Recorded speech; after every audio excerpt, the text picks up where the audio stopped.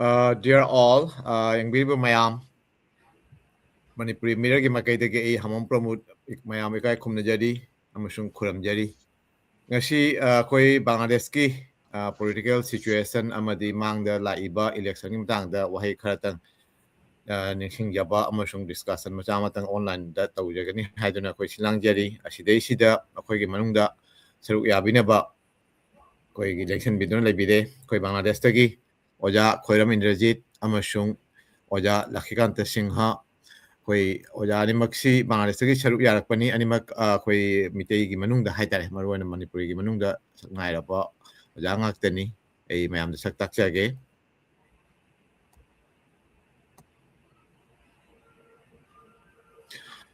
So ahambada akoy kanoda kay hatay ngasi laiba hayeng hangsit hatay 12 February election si akoy gi kano sida Bangladesh da mapung khan hatay koy all over Bangladesh ki district puna magda mapam puna magda saruk yana ba tawri to asigay siga koy Meitei singi phibam amasung asigi election siga loina na koy general election siga loina koy referendum masu tawri asigi matang da so koy khara khana ne na jagani to ahama makta da asigi matung da changhandring ai da koy guessing siga mutang mayam mutang koy sak na wari wata khalitan sana si ahama makta da koy kanogi marak sida election dona lariba koy oja khoiram energy ai sak tak jage Oja Koirab Energy senior citizen amani akoy Bangladesh ki ay ba not only akoy kabi amasung lekok oy bata natana maram hiram kaya da sak haising labo oja amani mahak shu uthaduna Bangladesh ki Bhanugas ka uba kungang Bhanugas ki Bhanumilla layri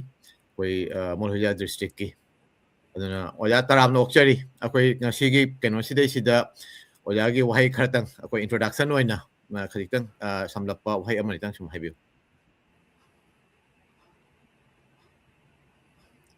oja tabro oja energy election gi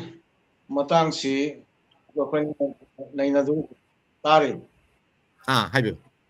ai ngangi si di tabra tai hello tari oja election gi wari dai hawra sine hoi habiu election si di oiba oidaba nungsa thiningai mayamdu mina khanaramba mayamdu hojik election si oidore election hai si ngasi si tang kaya no tang tara si ga election oidori hariba hojik su confuse dum lai nai Maitai gi ta nate punamaksu andagi election si mamangai da haukiba election ga sungan manate hojik asire oiriba critical oiriba mayam si akoi ethnic community si gani oire isi hojik atai ethnic nataba majority akoi gi leiriba people sing si moidadi kamai oidoriba oiroidoriba asiyamna chingnaningai khananingai oiba hibam amada lei hajik maitai gi manungda kanagumba social worker amana chatna maitai singsi kamain tausigi haiba khana naina basu kasimta leiti hajik aikhoida oirei si hayang election chatrasu vote thadaba chatrasu alubimni chatre haibagi blame am lakadoribani chalagana kamain tauba chalagana aigi ming tha si ka e kholaga changadori ni manungda changragana ama oiba tarasu asigumba mayam si aikoida thengnari bani haji adugedi vote loiraga mukari oidorino masige chignabam chu mayam dare bani maitai tagi nate punamakini khanaris kari oirakagi haiba aikoida awabam de dum lei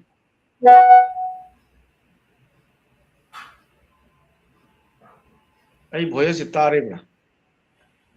ꯇꯥꯏ ꯇꯥꯏ hello ꯇꯥꯔꯤ ꯇꯥꯔꯤ ꯑꯗꯨꯅ ꯑꯩꯈꯣꯏꯗ ꯂꯨꯔꯕ ꯐꯤꯕꯝꯅꯤ ꯃꯩꯇꯩꯒꯤꯇ ꯅꯠꯇꯦ ꯍꯟꯗꯛꯀꯤ ꯏꯂꯦꯛꯁꯟꯁꯤ ꯃꯌꯥꯝ ꯄꯨꯝꯅꯃꯛꯁꯨ ꯃꯁꯤ ꯈꯟꯅ ꯅꯩꯅꯕꯒꯤ ꯃꯅꯨꯡꯗ ꯑꯗꯨꯝ ꯂꯩꯔꯤ ꯑꯗꯨꯅ ꯚꯣꯠꯁꯤ ꯀꯌꯥꯝ ꯌꯥꯝ ꯇꯥꯅꯤ ꯑꯁꯤꯁꯨ ꯈꯟꯅꯅꯤꯡꯉꯥꯏ ꯑꯃꯅꯤ ꯚꯣꯠꯁꯤ ꯃꯌꯥꯝ ꯑꯃꯅꯤ ꯂꯩꯇ꯭ꯔꯤꯁꯦ ꯍꯧꯖꯤꯛ ꯅꯍꯥꯔꯣꯟꯅꯤ ꯚꯣꯠ ꯄꯤꯗꯣꯔꯤꯁꯦ ꯑꯁꯤ ꯃꯊꯛꯇꯅꯤ ꯕꯦꯖ ꯇꯧꯔꯛꯏꯁꯦ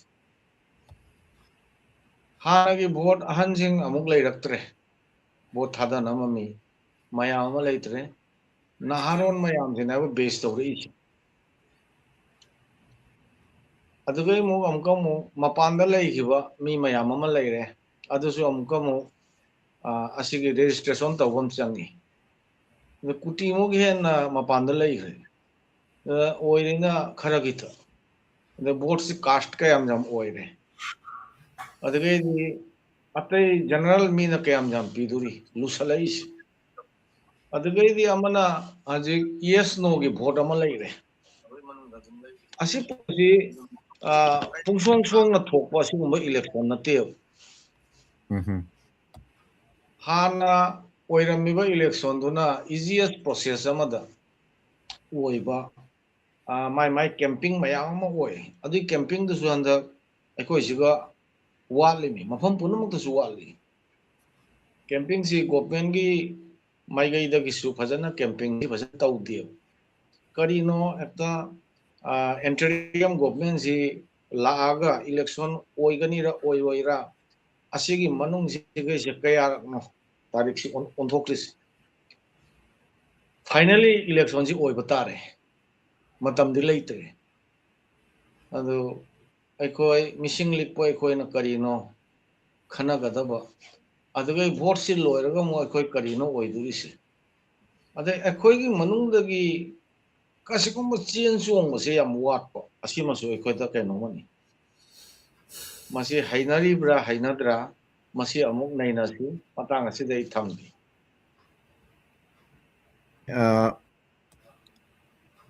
ꯌꯥꯝ ꯅꯨꯡꯉꯥꯏꯔꯦ ꯇꯧꯕꯇꯕꯨ ꯑꯣꯖꯥꯒꯤ ꯅꯦꯠꯋꯥꯔꯛꯁꯤ ꯈꯔ ꯁꯣꯟꯕꯅ ꯑꯩꯈꯣꯏ ꯃꯌꯥꯝ ꯇꯥꯕꯤꯔꯤꯕ ꯃꯌꯥꯝꯗ ꯈꯖꯤꯛꯇꯪ ꯁꯣꯟꯅ ꯇꯥꯔꯝꯕꯁꯨ ꯌꯥꯏ ꯑꯗꯨ ꯑꯩꯈꯣꯏ ꯑꯁꯤ ꯍꯣꯠꯅꯖꯔꯤ ꯈꯔ ꯐꯔꯛꯄ ꯉꯥꯏꯁꯤ ꯑꯁꯤꯒꯤ ꯃꯅꯨꯡꯗ ꯑꯩꯈꯣꯏ ꯃꯊꯪꯒꯤ ꯒꯦꯁꯇ ꯆꯪꯁꯤꯟꯖꯒꯦ ꯊꯣꯏꯗꯣꯛꯅ ꯑꯩꯈꯣꯏ ꯑꯣꯖꯥꯗꯒꯤ ꯍꯥꯏꯔꯤꯕ ꯄꯥꯎꯗꯝꯁꯤ ꯑꯁꯤꯅꯤ ꯑꯩꯈꯣꯏ ꯃꯃꯥꯡꯉꯩꯒꯤ ꯏꯂꯦꯛꯁꯟ ꯇꯧꯔꯤꯕ ꯃꯑꯣꯡꯗꯨꯒ ꯍꯟꯗꯛꯀꯤꯁꯦ ꯈꯔ ꯈꯦꯠꯅꯕ ꯂꯩ ꯇꯧꯕꯇꯕꯨ ꯍꯟꯗꯛꯀꯤꯁꯤ ꯈꯔ ꯑꯔꯨꯕ ꯐꯤꯕꯝ ꯑꯃꯗ ꯑꯩꯈꯣꯏꯒꯤ ꯂꯩꯕꯥꯛꯁꯤ ꯂꯩꯔꯨꯕꯅꯤꯅ ꯑꯁꯤꯒꯤ ꯏꯂꯦꯛꯁꯟꯁꯤꯒꯤ ꯃꯇꯨꯡꯗꯗꯤ ꯁꯣꯏꯗꯅ ꯑꯩꯈꯣꯏꯒꯤ ꯇꯪ ꯇꯥꯕ ꯄꯨꯟꯁꯤ ꯑꯃ ꯂꯥꯛꯀꯅꯤ ꯍꯥꯏꯕꯗꯨꯒꯤ ꯊꯥꯖꯕ ꯂꯩ ꯇꯣ ꯃꯊꯪꯗ ꯑꯩꯈꯣꯏ ꯑꯣꯖꯥ ꯂꯛꯈꯤꯀꯥꯟꯇꯗ ꯂꯥꯛꯆꯒꯦ ꯑꯣꯖꯥ ꯂꯛꯈꯤꯀꯥꯟꯇꯁꯤ ꯃꯌꯥꯝꯅꯁꯨ ꯁꯛ ꯈꯪꯉꯤꯗꯨꯅꯤ ꯑꯩꯈꯣꯏ ꯀꯩ ꯍꯥꯏꯇꯥꯔꯦ ꯕꯪꯒ꯭ꯂꯥꯗꯦꯁꯀꯤ ꯁꯛꯅꯥꯏꯔꯕ ꯑꯣꯖꯥ ꯑꯃꯅꯤ ꯑꯩꯈꯣꯏ ꯑꯦꯛꯗꯣ ꯑꯦꯊꯅꯤꯛ ꯀꯝꯃ꯭ꯌꯨꯅꯤꯇꯤ ꯗꯦꯕꯂꯞꯃꯦꯟ ꯑꯣꯔꯒꯅꯥꯏꯖꯦꯁꯟ ꯍꯥꯏꯅ NGO ꯅꯟ ꯒꯣꯚꯔꯅꯃꯦꯟꯇꯦꯜ ꯑꯣꯔꯒꯅꯥꯏꯖꯦꯁꯟ ꯑꯃꯒꯤ ꯑꯦꯛꯖꯤꯀ꯭ꯌꯨꯇꯤꯚ ꯗꯤꯔꯦꯛꯇꯔ ꯑꯣꯏꯅ ꯐꯝ ꯄꯨꯔꯤꯕꯅꯤ ꯑꯗꯨꯒ ꯂꯣꯏꯅꯅ ꯕꯪꯒ꯭ꯂꯥꯗꯦꯁꯀꯤ ꯑꯩꯈꯣꯏꯒꯤ ꯑꯇꯩ ꯑꯇꯣꯞꯄ ꯁꯤꯚꯤꯜ ꯁꯣꯁꯥꯏꯇꯤ ꯍꯥꯏꯇꯥꯔꯦ ꯑꯗꯨꯒꯤꯁꯨ ꯁꯪꯁꯊꯥꯟ ꯀꯌꯥꯒꯤ ꯃꯦꯝꯕꯔ ꯑꯣꯏꯅ ꯑꯗꯨꯒꯤ ꯌꯥꯝꯅ ꯃꯔꯨꯑꯣꯏꯕ ꯊꯧ ꯄꯨꯗꯨꯅꯁꯨ ꯂꯩꯔꯤ ꯑꯗꯣ ꯑꯣꯖꯥꯅ ꯀꯔꯤꯒꯨꯝꯕ ꯑꯩꯈꯣꯏꯒꯤ ꯏꯂꯦꯛꯁꯟꯒꯤ ꯃꯇꯥꯡ ꯑꯁꯤꯒ ꯆꯪꯁꯤꯟꯗ꯭ꯔꯤꯉꯩꯗ ꯑꯣꯖꯥꯒꯤ ꯏꯁꯥꯒꯤ ꯀꯩꯅꯣꯁꯦ ꯑꯩꯈꯣꯏ ꯀꯩ ꯍꯥꯏꯇꯥꯔꯦ ꯑꯦꯛꯗꯣꯒꯤ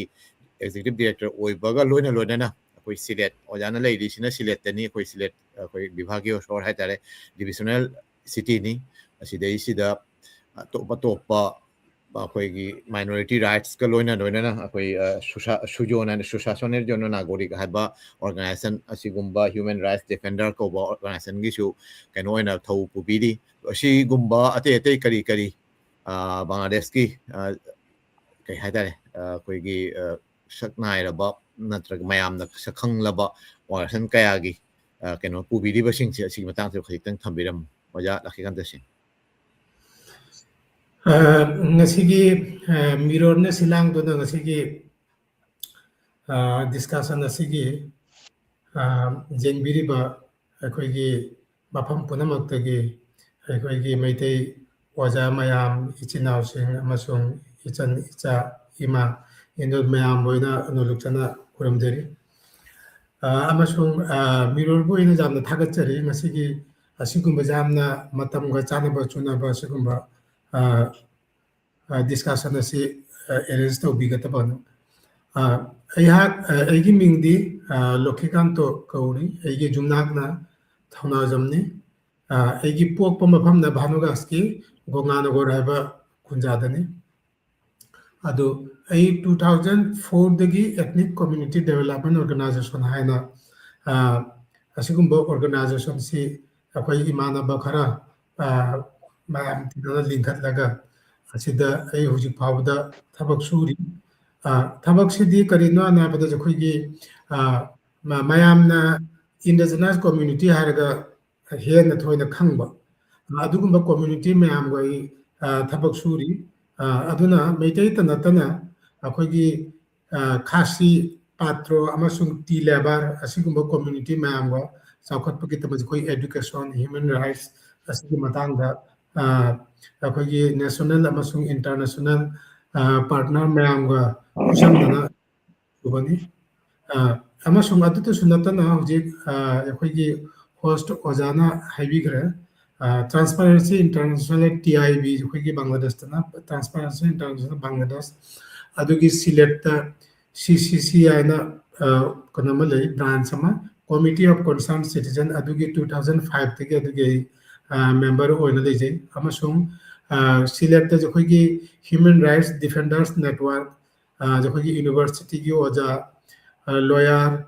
ꯑꯃꯁꯨꯡ ꯑꯇꯣꯞꯄ ꯃꯦꯟꯁꯇ꯭ꯔꯤꯝ ꯀꯝꯃ꯭ꯌꯨꯅꯤꯇꯤꯒꯤ ꯃꯌꯥꯝꯅ ꯁꯤꯜꯂꯥꯡꯗꯨꯅ ꯑꯩꯈꯣꯏꯒꯤ ꯂꯤꯡꯈꯠꯄ ꯑꯣꯔꯒꯅꯥꯏꯖꯦꯁꯟ ꯑꯃꯗ ꯍ꯭ꯌꯨꯃꯦꯟ ꯔꯥꯏꯠꯁ ꯑꯦꯁꯇꯥꯕ꯭ꯂꯤꯁ ꯇꯧꯕꯒꯤꯗꯃꯛ ꯁ꯭ꯄꯦꯁꯦꯜꯂꯤ ꯑꯩꯈꯣꯏꯒꯤ ꯃꯥꯔꯖꯤꯅꯦꯂꯥꯏꯖ ꯄꯤꯄꯜꯒꯤ ꯍꯥꯏꯕꯗꯤ ꯑꯩꯈꯣꯏꯒꯨꯝꯕ ꯏꯟꯗꯤꯖꯤꯅꯁ ꯑꯃꯁꯨꯡ ꯑꯩꯈꯣꯏꯒꯤ ꯑꯦꯊꯅꯤꯛ ꯀꯝꯃ꯭ꯌꯨꯅꯤꯇꯤꯒꯤ ꯔꯥꯏꯠꯁꯁꯤ ꯀꯔꯝꯍꯥꯏꯅ ꯇꯧꯅ ꯏꯁꯇꯥꯕ꯭ꯂꯤꯁ ꯇꯧꯒꯅꯤ ꯑꯗꯨꯒꯤ ꯃꯇꯥꯡꯗ ꯁꯨꯕꯅꯤ ꯍꯧꯖꯤꯛꯀꯤ ꯍ꯭ꯌꯨꯃꯦꯟ ꯔꯥꯏꯠꯁ ꯗꯤꯐꯦꯟꯗꯔꯁ ꯅꯦꯠꯋꯥꯔꯛ ꯍꯥꯏꯔꯤꯁꯦ ꯑꯁꯤꯒꯤ ꯃꯦꯝꯕꯔ ꯁꯦꯀ꯭ꯔꯦꯇꯔꯤ ꯑꯣꯏꯅ 2014ꯗꯒꯤ ꯑꯩ ꯑꯁꯤꯒꯤ ꯗꯥꯌꯤꯠꯇꯁꯤꯁꯨ ꯄꯨꯖꯔꯤ ꯍꯧꯖꯤꯛ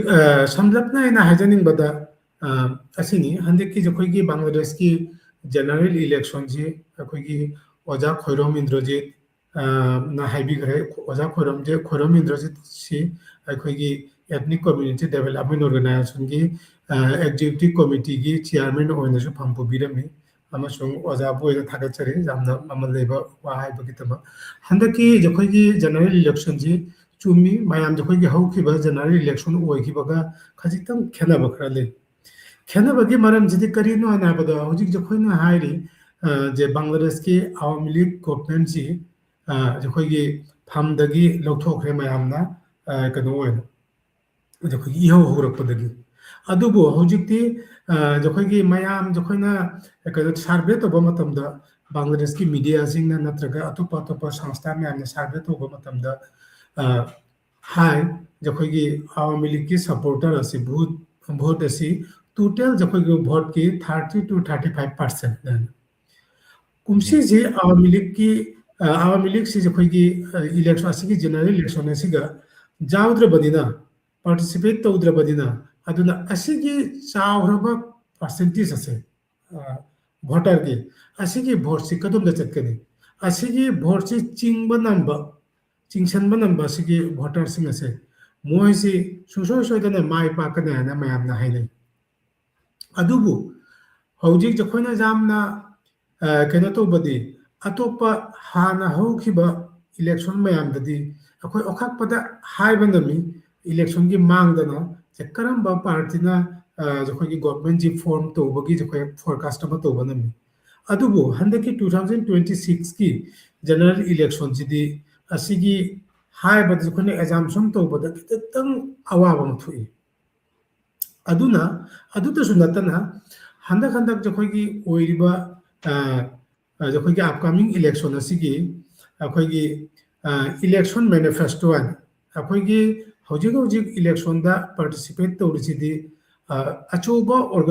ꯀꯩꯅꯣ ꯄꯣꯂꯤꯇꯤꯀꯦꯜ ꯄꯥꯔꯇꯤꯗꯗꯤ ꯑꯩꯈꯣꯏ ꯃꯤꯡ ꯑꯣꯏꯅ ꯆꯟꯕꯗ ꯕꯪꯒ꯭ꯂꯥꯗꯦꯁ ꯖꯥꯇꯤꯌꯣꯇꯕꯥꯗꯤ BNP ꯑꯃꯁꯨꯡ ꯖꯃꯥꯠ ꯁꯤꯕꯤꯔꯅꯤ ꯑꯗꯨꯕꯨ ꯑꯩꯈꯣꯏꯅ ꯈꯖꯤꯛꯇꯪ ꯋꯥꯕꯗꯤ ꯑꯃꯁꯨꯡ ꯈꯤꯇꯪ ꯅꯨꯡꯉꯥꯏꯇꯕꯗꯤ ꯀꯔꯤꯒꯤꯅꯣ ꯍꯥꯏꯕꯗ ꯑꯩꯈꯣꯏꯒꯤ ꯄꯥꯔꯇꯤ ꯑꯅꯤꯁꯤꯒꯤ BNP ꯑꯃꯁꯨꯡ ꯖꯃꯥꯠꯀꯤ ꯑꯅꯤꯃꯛꯇ ꯑꯩꯈꯣꯏꯒꯤ माइनॉरिटी मतांगदा मखोइगी मैनिफेस्टोदा थोइदोकपा सेंगना कसुमता जखोइ उबा फंगदे जब जखोइगी मोइना इलेक्शन असिदा मोइना सरकार फॉर्म तो बतारदी ꯑꯩꯈꯣꯏꯒꯤ minority community not only for Manipuri ꯑꯩꯈꯣꯏꯒꯤ ꯑꯩꯅ ꯍꯧꯖꯤꯛ ꯄꯟꯖꯈꯤꯕ ꯃꯌꯥꯝ ꯕꯪꯒ꯭ꯂꯥꯗꯦꯁꯇ ꯂꯩꯔꯤꯕ ꯃꯥꯏꯅꯣꯔꯤꯇꯤ ꯃꯌꯥꯝꯁꯤꯡꯁꯤ ꯀꯔꯤ ꯗꯦꯕꯂꯞꯃꯦꯟꯒꯤꯗꯃꯛ ꯊꯕꯛ ꯁꯨꯒꯗ꯭ꯔꯥ ꯑꯁꯤꯒꯤ ꯃꯇꯥꯡꯗ ꯀꯌꯥ ꯁꯦꯡꯅ ꯎꯕ ꯐꯪꯗꯦ ꯑꯗꯨꯅ ꯕꯪꯒ꯭ꯂꯥꯗꯦꯁꯇ ꯂꯩꯔꯤꯕ ꯃꯥꯏꯅꯣꯔꯤꯇꯤ ꯃꯌꯥꯝꯁꯤꯡ ꯍꯟꯗꯛꯀꯤ ꯏꯂꯦꯛꯁꯟꯒꯤ ꯑꯁꯤꯗ ꯈꯖꯤꯛꯇꯪ ꯃꯊꯋꯥꯏ ꯌꯥꯎꯁꯟꯕ ꯋꯥꯠꯄꯒꯤ ꯃꯑꯣꯡꯗ ꯑꯗꯨꯒꯨꯝꯕꯒꯤ ꯃꯑꯣꯡ ꯎꯏ ꯑꯁꯤꯅ ꯅꯝꯕꯔ 1ꯅꯤ ꯑꯩꯈꯣꯏꯒꯤ ꯃꯦꯅꯤꯐꯦꯁꯇꯣꯗ ꯑꯩꯈꯣꯏꯕꯨ ꯏꯟꯀ꯭ꯂꯨꯗ ꯇꯧꯕꯤꯗꯕꯒꯤꯗꯃꯛ ꯃꯇꯤꯛ ꯆꯥꯅ ꯃꯊꯪ ꯑꯃꯗꯅ ꯀꯔꯤꯒꯤꯅꯣ ꯍꯥꯏꯕꯗ ꯍꯧꯖꯤꯛ ꯍꯧꯖꯤꯛ ꯑꯣꯏꯔꯤꯕ ꯐꯤꯕꯝ ꯑꯁꯤ ꯏꯂꯦꯛꯁꯟ ꯑꯁꯤ ꯅꯛꯁꯜꯂꯛꯏꯉꯩ ꯍꯧꯖꯤꯛ ꯉꯁꯤ इलेक्शनजी हयेंग लेरगा हंचितनी ओइदरिसे 12तनी अदुना नक्सलआइङै हुजिके पार्टी अनिसिकी मनुंगदा जामना कॉन्फ्लिक्ट की मतांगसी ओइगे हेंगलकपगी मोंगदि खoi उबा फंगि अदुना एखोइ माइनॉरिटी लेरिसे मैतेगे लोइनाना अतोपसु ओजा इंद्रजितनसु खोरम इंद्रजितनसु हाइबिरे असिगी मतांगजी जखोइगी भोट सेंटर द चटना जखोइ भोट थादबसे कयामना सेफ्टी अमसुंग सिक्योरिटी यामना जखोइ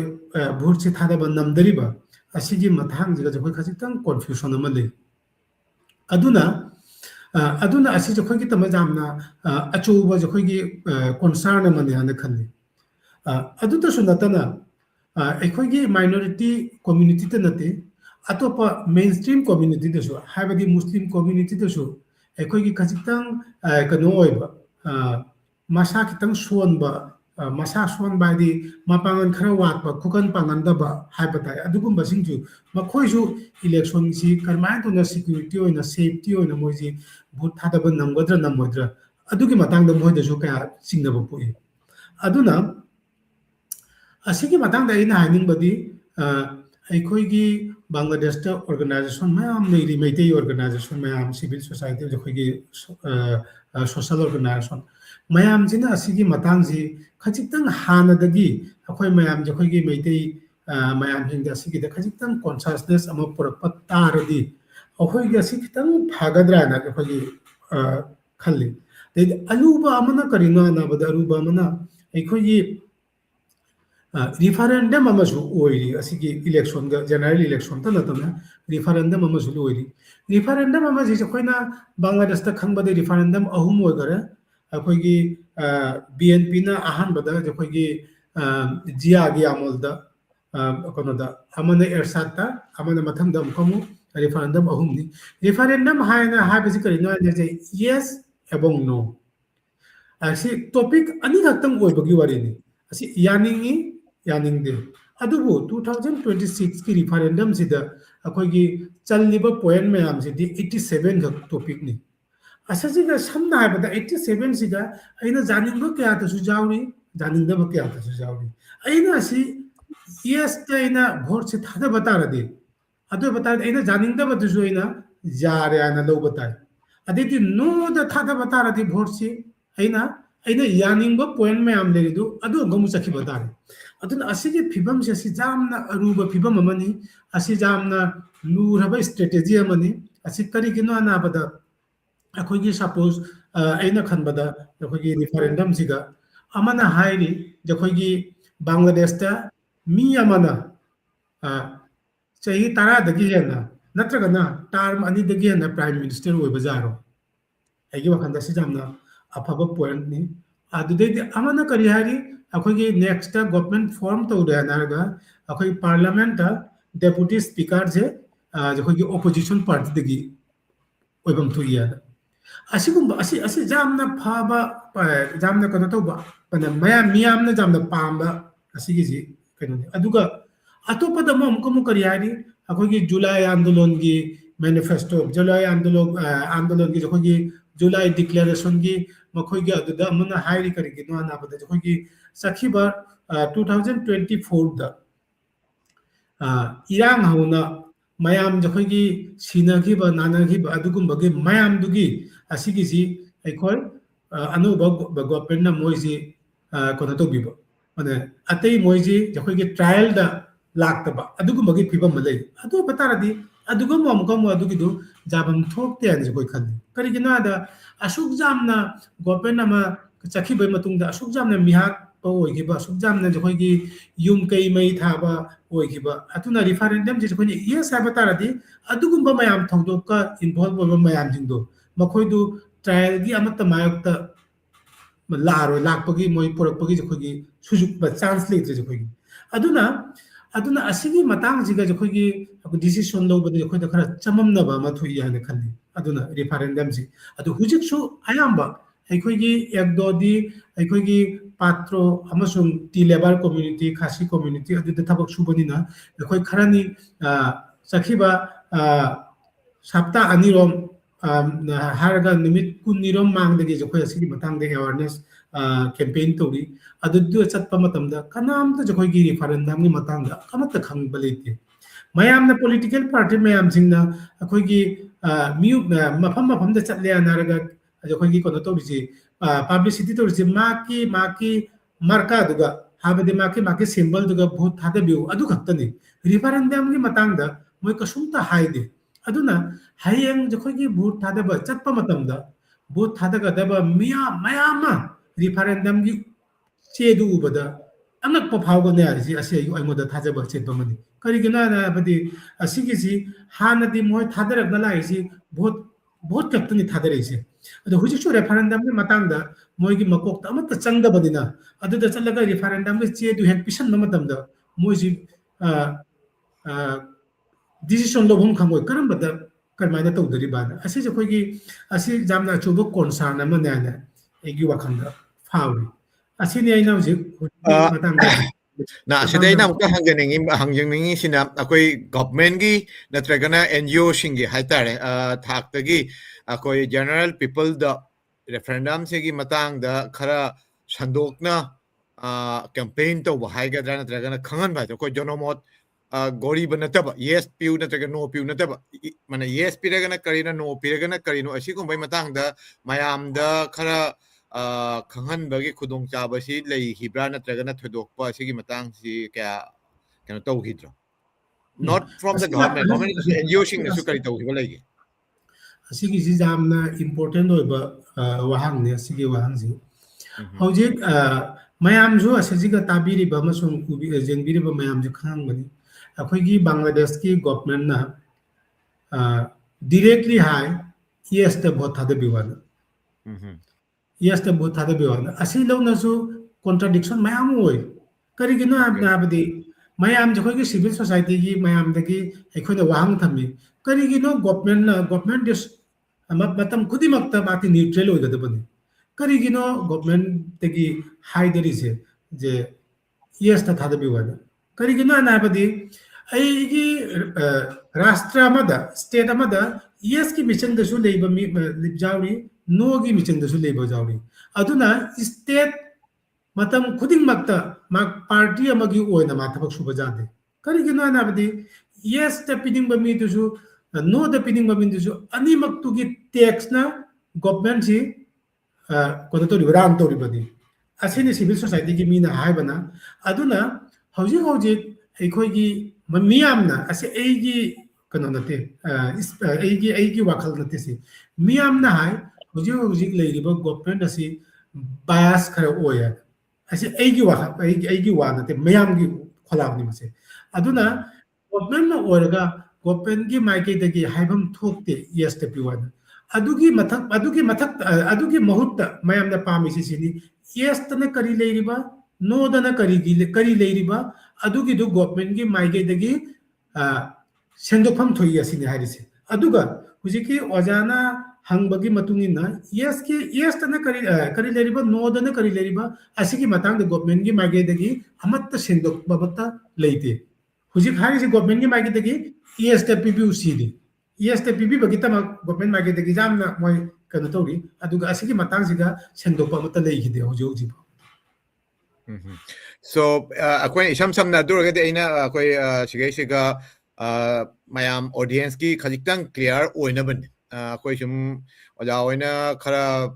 ꯀꯩ ꯍꯥꯏꯇꯥꯔꯦ ꯁꯤꯚꯤꯜ ꯁꯣꯁꯥꯏꯇꯤꯒꯤ ꯅꯠꯇ꯭ꯔꯒꯅ ꯑꯩꯈꯣꯏ ꯃꯤꯗꯤꯌꯥꯗꯁꯨ ꯈꯔ ꯋꯥꯍꯩ ꯂꯩ ꯀꯩ ꯍꯥꯏꯇꯥꯔꯦ ꯁꯥꯈꯠꯀꯥꯔꯕꯨ ꯑꯣꯏꯔꯣ ꯅꯠꯇ꯭ꯔꯒꯅ ꯗꯤꯁꯀꯁꯟꯗ ꯁꯔꯨꯛ ꯌꯥꯕꯕꯨ ꯑꯣꯏꯔꯣ ꯈꯖꯤꯛꯇꯪ ꯑꯣꯏꯔꯒꯁꯨ ꯃꯌꯥꯝꯗꯒꯤꯗꯤ ꯈꯔ ꯍꯦꯟꯅ ꯚꯥꯞ ꯇꯥꯅ ꯀꯩ ꯍꯥꯏꯇꯥꯔꯦ ꯀꯔꯤ ꯑꯣꯏꯗꯣꯔꯤꯃꯣ ꯁꯤ ꯈꯪꯉꯝꯒꯗ꯭ꯔꯥ ꯈꯜꯂꯤ ꯑꯗꯨꯅ ꯑꯩꯅ ꯁꯨꯝ ꯍꯪꯖꯅꯤꯡꯕꯅꯤ ꯑꯩꯈꯣꯏ yes ba hana se ko yes or no gi keno election se aside si yes na kari guba ngamaga di change la ko se total akoina khangja ba hata ina sum lap na election ina sum paulo je keno to bada there is a major change kar la to with in Bangladesh ke koi ruling ke hata koi lady ba government gi not only government but also as a state koi rashtra ma oina leibak ma oina lady ba hoji ki lady ba mong se gi awon ba mala kan hena mayam na thajani asi awon ba lak pa si mayam na di positive awon ba oina la ka na khalli adugai duga akhoi sum aina sum screen da su kra happy sin aina kra phangja ba khara duni maru oina mayam na pami ba keno sina akhoi ki 2024 da July uprising bu hairon rakona kona kono puthan bangla na sum haide asidei si ka mayam gi demand ki matungin na chahi amamuk chupna keno to ba khoi interim government gi makai dagi laurokpa kai hatare process amagi makhada join moi kenoma semaga committee ama semaga kai hatare bayam political leader mayam je pullaga koi decision khara launu bo hotna ki to adugi mayam dugi aya basing du khara yaning da ba not of decision hatare khara yaning da ba khara political party na leiraga su ayam na aya ba mayam du punjal laga adugi mathak tu ga na ba referendum to dori ba se to asidei sida ojana khara budi pan ga maroi ba change khara se asi sum khara habi ba ngamgadra khara kari kari change la kani se kari gumba yes sina oi ba ta ga if the referendum sida yes will can oi ga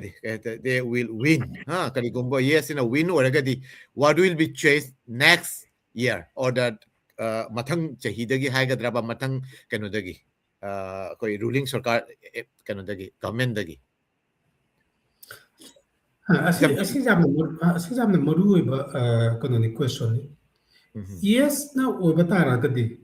ꯍꯧꯖꯤꯛ ꯑꯩꯈꯣꯏꯒꯤ ꯕꯪꯒ꯭ꯂꯥꯗꯦꯁꯇ ꯑꯩꯈꯣꯏꯅ ꯄꯥꯝꯃꯤꯁꯤ ꯀꯔꯤꯅꯣ ꯍꯥꯏꯕꯗ ꯅꯨꯄꯤ ꯑꯃꯁꯨꯡ ꯅꯨꯄꯥ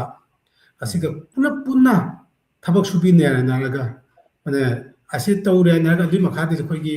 total ꯑꯩꯈꯣꯏꯒꯤ ꯁ꯭ꯇꯦꯠꯁꯤꯒꯤ ꯑꯩꯈꯣꯏꯒꯤ ꯅꯤꯄꯥꯗ ꯊꯕꯛ ꯁꯨꯔꯦ ꯍꯥꯏꯔꯒ ꯅꯨꯄꯤꯅ ꯐꯝꯅ ꯂꯩꯕ ꯌꯨꯝꯗ ꯑꯁꯤ ꯇꯧꯔꯦ ꯍꯥꯏꯕ ꯇꯥꯔꯗꯤ ꯐꯦꯃꯤꯂꯤ ꯄꯨꯝꯅꯃꯛꯇ ꯑꯩꯈꯣꯏꯒꯤ ꯍꯧꯖꯤꯛꯀꯤ ꯃꯇꯥꯡꯗ ꯑꯩꯈꯣꯏꯒꯤ ꯌꯥꯝꯅ ꯑꯋꯥꯕ ꯑꯩꯈꯣꯏꯒꯤ ꯀꯩꯅꯣꯒꯤ ꯃꯇꯥꯡꯗ ꯁꯦꯟ ꯊꯨꯝꯒꯤ ꯃꯇꯥꯡꯗ ꯑꯩꯈꯣꯏꯒꯤ ꯁꯣꯁꯤꯑꯣ ꯏꯀꯣꯅꯣꯃꯤꯛ ꯃꯇꯥꯡꯗ ꯍꯧꯖꯤꯛ ꯀꯔꯤꯒꯨꯝꯕ ꯌꯦꯁꯁꯤꯅ ꯀꯔꯤꯒꯨꯝꯕ ꯑꯩꯈꯣꯏꯅ ꯅꯝꯕ ꯇꯥꯔꯗꯤ ꯑꯗꯨ ꯑꯣꯏꯕ ꯇꯥꯔꯗꯤ ꯑꯩꯈꯣꯏꯒꯤ ꯑꯩꯈꯣꯏꯅ ꯂꯤꯕꯔꯦꯁꯟ ꯋꯥꯔ ꯑꯣꯏꯔꯤꯁꯦ 1971ꯗꯅꯤ ꯍꯧꯖꯤꯛ ꯐꯥꯎꯗ ꯑꯩꯈꯣꯏꯅ ꯗꯦꯚꯦꯂꯞ ꯑꯣꯏꯔꯛꯏꯕ ꯃꯑꯣꯡꯁꯦ ꯑꯁꯤ ꯈꯤꯇꯪ ꯁꯦꯛꯇꯔ ꯄꯨꯝꯅꯃꯛꯇ ꯅꯠꯇꯦ खरा मफमद असिगे खजितंग अंकमो बैक फुट चटपगी मौंग खरा लाखपगी फिबम खरा ले अदुना अखोगी करिमाना हागने नाबद अखोगी चप चाबे असिगे टर्म जे कोदतो बनमद्रे हुजि हुजिमा खजितंग अखोगी थबक सुबो मतमना निपि निपा पुला पुला थोकपदा असे जखोई खितंग कंजर्वेटिव ओइबगी अदुगी फिबम द लाखपा अमसु सामना हाबदा अखोई जेमो हुजि अई पॉलिटिकल पार्टी की ममिंग दि पंजरा रोइगे हुजि हुजि पॉलिटिकल पार्टी लेपि मयाम जिंजिगा पॉलिटिकल पार्टी अमगी अमत्त निपि मि उजाउदे yes असे जखोगी निपिगा निपागा मानबगी अखोगी मानबगी करी आइनी वुमेन राइट्स की मतंगदा अखोनी यस त कोनो तो बता रहे थे women gi rights women empowerment जखोई होजि होजि ओइबा फिबम जगगी अहोइगा चांग हंदबगी फिबम दले okay अदु नतनसु होजि जखोई आइडियोलॉजी हाइबता जखोई एथनिक कम्युनिटी नतरग नॉन मुस्लिम मैम गे आइडियोलॉजी नामन अदुदैदि मेन स्ट्रीम जखोई जान को असिगे आइडियोलॉजी मानबो वादि अदु बतादि एखोई नॉन मुस्लिम मैम गे आइडियोलॉजी करिना जखोई निपि अमसुंग निपा चप मनना थबक सुबदा मपानदा थोकपदा कन तो जखोई अपनबा अमत लेते एखोई अदु बतादि पुंगदा एखोइना एखोई हुजि हुजि हाइरि पॉलिटिकल पार्टी अमना निपि सिंग की मथंग द मोहन नंबर तारदी अदु बतारदी निपि सिंग ओनली 5 hours खतंग थबक सुगनिया अदुदि 3 hours to नकेदोबा 8 hours to 5 years की 5 hours की बतारदी 3 hours to गवर्नमेंट पिगनिया अदु बतारदी एगी एम्प्लॉय म सपोज एगी एक दोदा एम्प्लॉय अमा मसी अइना उजि अपॉइंटमेंट पिदरे आई खंगे डीपीजी आई कनो पि बतारदी मागी 3 hours एगी वर्किंग hours से एगी loss होरना as a employer adugedi aigi why not ai adu bataradi male karige lorodirdo nipa ama karige lorodirdo adu bataradi asigi artha ji jamna pasigi jamna kenoli significant oiba keno change ma lakne ba asigumba khara kenoli aduna yesigi ajaba apamba mayama le batarasu janingdaba jamna maru oiba khara jawbanina aduna yes ki matang ji aigi personal oina di asiki tang khana ningai oiba gi mawongda le asiki matang si Okay, asina personal adu akoi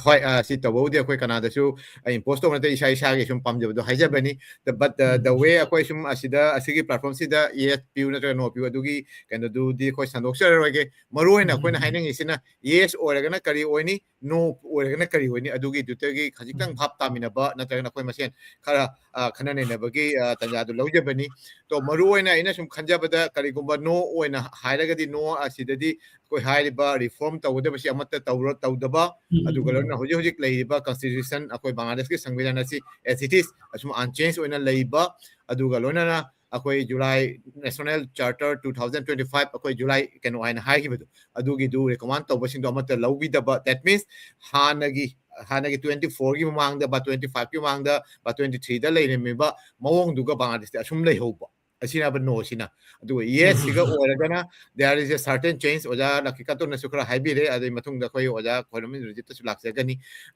kari gumba yes si oragadi total akoi gi election commission change oiba aduga loina na constitution akoi gi संविधान si change mayam lakani aduga loina na akoi gi parliamentary system sisu akoi gi two layer oirakpa haitare akoi gi kai haitare upper house akoi India gi tarjumana Sabha Rajya Sabha asi mong de su Bangladesh su keno ani upper house koi gi keno lower house ana keno ani leirakpa aduga loina na koi gi keno di prime minister but ruling party gi any keno na prime minister obje koi gi hoji phaude di punchi chu poi ba ya ba gi keno du lei mane aduga mathang asi gi se kari gumba yes no oraga di ani rakta gi hena ya da ba asi gumba aphaba khara din lei aduga loina na event koi gi national identity phauda koi sum hoji ki keno संविधान se ga di koi kanon as a citizen oina Bangladesh aduga keno oina di Bengali aina haiba asiga isiga nasagi Bengali wai hi tok puna mak Bangladeshi haiba gi keno masu lei so there is a certain yam the key point khar lei asigi keno si mayam na pam da di mayam gi keno da sum thadu asi asigi matang siga koi oja energy ta sok tang laksa ge koi gi yes no referendum gi matang se asi oja gi wakhan da gi su kari khanba oja na khangba natraga kari haineng ba si matang se khitang haibu tabroja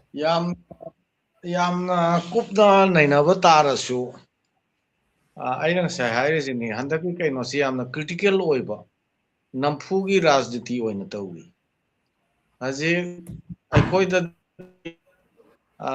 maitai gumba tai ethnic community lai singse makoida di yamna awaba singnaba kari oirakadagi haisini yes dabu pirasu no dabu pirasu election dabu chatlasu chatrasu aina haisini ngasai ekoida motivation tawna mami kana su leiti haji mathang da laone noi election da mi amda chatrisi kari kino haibo afam su lakpa jai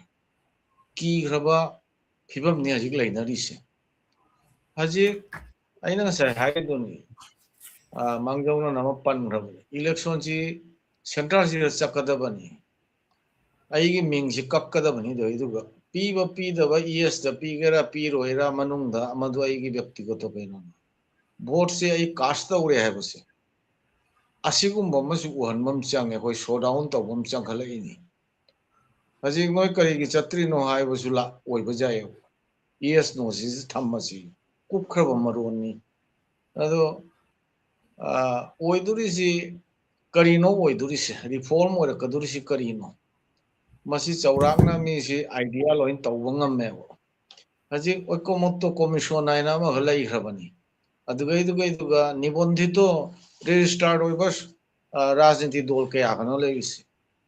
average 30 adu chaluraga janadana lakhiba mayam su yaw khrabani do iduga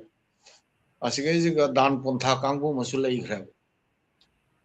haji ꯑꯣꯏꯈ꯭ꯔꯤꯕ ꯏꯁꯨ ꯊꯣꯛꯈ꯭ꯔꯤꯕ ꯅꯣꯡꯃꯒꯤ ꯊꯣꯛꯈ꯭ꯔꯤꯕ ꯀꯩꯅꯣꯁꯤꯒ interim government tuminna heta leithokpane mamai onthokna leibane adubu government amagi thabak lai heta bulldozer si pocket ta hamna lakhiba nate bulldozer si phongna laine lai posi government ama oibagi mangonda instrument mayam leyab thingya ju thingba jaba pone kanagi no lepisi achimadi nipun punamak kinayab hajik aina ngasai wasi siangna haibasu kibi adugi mawongda mi punamak loi leyab not only maitai punamak kisu akiba ma leinare karino oirakadurise asigi kaino sidi loi ure manipurda oirisu sumai oi silongda kari haina akogi agreement tawgi mafamdu leibaka manana thamgidu kaman tham asi posibu bangladesh tatara asondasu oi karino oire ise haiba mingonda chingnabam poe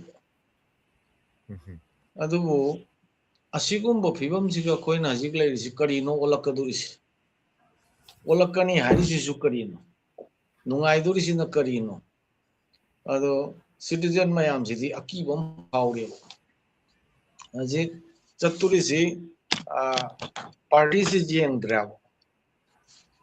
party da pidore natre aswai da mai leirisi mi jenga person jenga pidore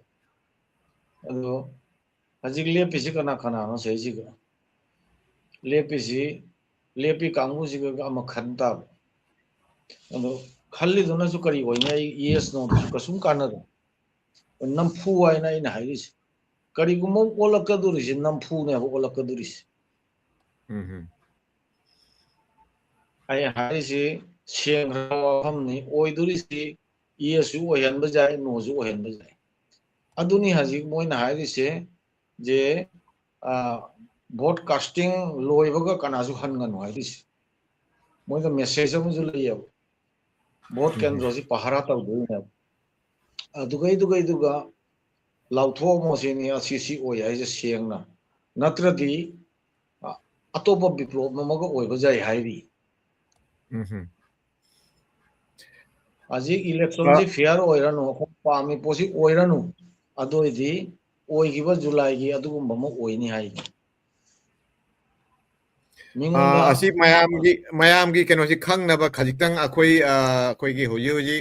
ojana leiriba akhoi Bhanugas ba akhoi Muruja district ki kenosi gi siga gi irang se akhoi kharabudi kinai na taken adu oraga su election campaign natrangna hoji maruina political kai hatare jut oina leiba ani amana BNP gi maigei amasung awamilik ti chakre awamilik ki kenodi leitre BNP gi kenoma leira otko magi jut ama leire tarik ya gi kenoda magi leading da adugolona asonda jamat ki asigi leading da ama leire to ani sigi kenosi NCP aina soma leire NCP si jamat ki manung da changre so NCP do akhoi gi elaka khuding da mai magi kaino siga leidna NCP ay thoklei kangbu se kari haibiri moidi ngarangi kaino naharon sing moigi experience karino moina kari purakani hai wafam mingonda su chingna ba phawi adonga sai lokikanto na palammiba kaino se awami liki vote kadai dano chatturise ajik mayama thadana ramibu NCP da sakani NCP da adu main taw na mi si adugi figure lakta ajik NCP gi figure oina isi ethnic community gi mi ama oi akhoi kano ge simol gi akhoi ge kano sigi mafam sigi oina hindi adoradi madugisu prachar adu mawong amadani moina pirisi akhoi kadona no chatturisi maitai macha jauri duga NCP da chenba mi jauri ajaga BNP da chenba pungjau yauba ude amani gudi lei magi kormi gudi dum lei Meitei ꯂꯩꯔꯤꯁꯤꯡꯁꯤ ꯑꯋꯥꯕꯤꯡꯗ ꯂꯩꯌꯦꯕ ꯀꯗꯣꯝꯗꯅ ꯆꯣꯡꯗꯣꯔꯤꯁꯦ ꯍꯌꯦꯡ ꯆꯣꯡꯉꯨꯔꯒꯅ ꯀꯔꯤꯅꯣ ꯑꯣꯏꯗꯣꯔꯤꯁꯦ ꯍꯥꯟꯅꯗꯤ ꯃꯥꯒꯤ ꯒ꯭ꯔꯨꯞꯇꯨ ꯑꯩꯒꯤ ꯗꯦꯁꯇꯨꯅ ꯃꯑꯣꯡ ꯑꯃꯗ ꯐꯤꯕꯝ ꯑꯃꯗ ꯂꯩꯕꯅꯤꯅ ꯊꯣꯏꯗꯣꯛ ꯈꯟꯅꯔꯨꯗꯦꯕ ꯍꯟꯗꯛꯀꯤ ꯃꯇꯥꯡꯁꯤꯗꯤ ꯄꯥꯔꯇꯤꯅ ꯍꯦꯟꯅ ꯈꯟꯅꯕ ꯃꯇꯥꯡ ꯑꯃ ꯆꯪꯉꯛꯑꯦꯕ ꯑꯩꯈꯣꯏꯗ ꯑꯔꯨꯕꯤ ꯐꯤꯕꯝ ꯍꯥꯏꯔꯤꯗꯣ ꯍꯧꯖꯤꯛ ꯌꯦꯁꯇꯨꯒꯁꯨ ꯑꯣꯏꯔꯣꯅꯦ ꯅꯣꯁꯨ ꯑꯣꯏꯔꯣꯅꯦ ꯃꯣꯏꯅ ꯑꯣꯏꯔꯤꯁꯤ ꯀꯔꯤ ꯀꯔꯤꯅꯣ ꯔꯤꯐꯣꯔꯝ ꯄꯥꯝꯃꯤꯗꯣ ꯃꯣꯏ ꯕꯤꯆꯥꯔ ꯕꯦꯕꯣꯁꯊꯥ ꯕꯤꯆꯥꯔ ꯍꯥꯏꯗꯨ ꯀꯔꯤꯅꯣ ꯑꯗꯨ ꯀꯟꯇꯤꯅ꯭ꯌꯨꯁ ꯄ꯭ꯔꯣꯁꯦꯁ ꯆꯣꯂꯣꯃꯥꯟ ꯄ꯭ꯔꯣꯀ꯭ꯔꯤꯌꯥ ꯑꯃꯅꯦꯕ ꯂꯦꯞꯄ ꯅꯥꯏꯗꯅ ꯍꯟꯗꯛꯀꯤ ꯁꯔꯀꯥꯔꯁꯤꯅ ꯂꯣꯏꯅꯤ ꯍꯥꯏꯕ ꯂꯩꯇꯦ ꯕꯤꯆꯥꯔꯗꯨ ꯌꯥꯡ ꯇꯧꯅꯤ ꯍꯥꯏꯅ ꯍꯟꯗꯛꯀꯤꯁꯤꯅ ꯂꯣꯏꯁꯟꯁꯤ ꯍꯥꯏꯕ ꯌꯥꯕ ꯄꯣꯠ ꯅꯠꯇꯦꯕ ꯄꯨꯝꯅꯃꯛꯁꯨ ꯂꯣꯏꯅ ꯆꯣꯂꯣꯃꯥꯟ ꯄ꯭ꯔꯣꯀ꯭ꯔꯤꯌꯥ ꯉꯥꯛꯇꯅꯤ ꯀꯟꯇꯤꯅ꯭ꯌꯨꯁ ꯄ꯭ꯔꯣꯁꯦꯁ ꯉꯥꯛꯇꯅꯦꯕ ꯑꯗꯨꯑꯣꯏꯗꯤ ꯃꯃꯥꯡꯉꯩꯗ ꯑꯋꯥꯃꯤ ꯂꯤꯛ ꯁꯔꯀꯥꯔꯅ ꯇꯧꯔꯝꯕ ꯑꯦꯒ꯭ꯔꯤꯃꯦꯟ ꯃꯌꯥꯝꯗꯨ ꯂꯣꯏꯅ ꯊꯤꯡꯈ꯭ꯔꯕ ꯊꯤꯡꯉꯝꯗꯦ ꯀꯩꯁꯨ No. ꯏꯟꯗꯤꯌꯥꯒ ꯑꯦꯒ꯭ꯔꯤꯃꯦꯟ ꯂꯩꯕꯗꯨ ꯑꯦꯒ꯭ꯔꯤꯃꯦꯟ ꯑꯗꯨꯝ ꯂꯩ ꯑꯃꯒꯤꯁꯨ ꯑꯦꯒ꯭ꯔꯤꯃꯦꯟ ꯂꯣꯏ ꯂꯩꯌꯦꯕ ꯑꯁꯤꯅ ꯂꯨꯈ꯭ꯔꯕ ꯐꯤꯕꯝ ꯑꯃꯅꯤ ꯑꯩꯈꯣꯏꯅ ꯂꯩꯔꯤꯁꯤꯒ ꯑꯩꯈꯣꯏꯒꯤ ꯑꯣꯏꯕ ꯑꯩꯈꯣꯏꯒꯤ ꯑꯋꯥꯕꯁꯤ ꯀꯅꯥꯗ ꯍꯥꯏꯅꯤ ꯑꯩꯈꯣꯏꯒꯤ ꯃꯤꯍꯨꯠ ꯑꯃꯨꯛ ꯂꯩꯇꯦ ꯃꯩꯇꯩꯗꯒꯤ ꯑꯣꯏꯕ ꯉꯁꯥꯏꯒꯤ ꯑꯗꯣꯝꯗ ꯂꯥꯛꯄ ꯇꯥꯔꯕꯣꯏꯗꯤ ꯃꯩꯇꯩꯁꯤ ꯍꯥꯟꯅꯗꯤ ꯃꯦꯝꯕꯔ ꯂꯦꯞꯄ ꯈꯪꯗꯦ ꯌꯨꯅꯤꯌꯟ ꯀꯥꯎꯟꯁꯤꯜꯒꯤ ꯑꯣꯏꯔꯁꯨ ꯆꯦꯟ ꯆꯣꯡꯕ ꯑꯃ ꯂꯩꯔꯝꯃꯤꯗꯅ ꯑꯗꯨꯒ ꯑꯩꯈꯣꯏꯁꯤ ꯄꯣꯂꯤꯇꯤꯀꯦꯜ ꯀꯩꯅꯣꯗꯒꯤ ꯅꯥꯀꯟꯗꯒꯤ ꯊꯩꯗꯣꯛꯅ ꯂꯣꯏ ꯂꯩꯈ꯭ꯔꯦꯕ ꯃꯁꯤ ꯂꯩꯈꯠꯂꯛꯏꯁꯦ ꯑꯗꯨꯅ ꯃꯁꯤꯅ ꯑꯩꯈꯣꯏꯗ ꯀꯔꯤꯅꯣ ꯋꯥꯠꯂꯤꯁꯦ ꯀꯔꯤꯅꯣ ꯑꯩꯈꯣꯏꯅ ꯃꯦꯟꯁꯤꯟꯒꯗꯕ ꯑꯩꯈꯣꯏꯗꯗꯤ ꯃꯤꯁꯤꯡꯁꯨ ꯂꯤꯛꯄꯅꯤꯅ ꯑꯩꯈꯣꯏꯒꯤ ꯑꯣꯏꯕ ꯄꯣꯠꯁꯤ ꯍꯥꯏꯅꯕ ꯃꯤ ꯂꯩꯇ꯭ꯔꯦꯕ ꯍꯥꯏꯔꯨꯒꯗꯕ ꯃꯐꯝꯁꯨ ꯂꯩꯇ꯭ꯔꯦꯕ ꯑꯩꯈꯣꯏꯅ ꯇꯨꯡ ꯏꯟꯗꯣꯔꯤꯁꯤ ꯀꯗꯥꯏꯗꯅꯣ ꯏꯟꯗꯣꯔꯤꯁꯦ ꯑꯩꯈꯣꯏꯒꯤ ꯀꯝꯃꯨꯅꯤꯇꯤꯁꯤꯗꯤ ꯈꯤꯇꯪꯇꯅꯤ ꯂꯩꯖꯔꯤꯁꯦ ꯂꯩꯔꯤꯁꯤꯒ ꯑꯩꯈꯣꯏꯒꯤ ꯑꯋꯥꯕ ꯑꯩꯈꯣꯏꯒꯤ ꯑꯩꯈꯣꯏ ꯑꯩꯈꯣꯏꯒꯤ ꯃꯤꯁꯤ ꯊꯣꯛꯇꯕ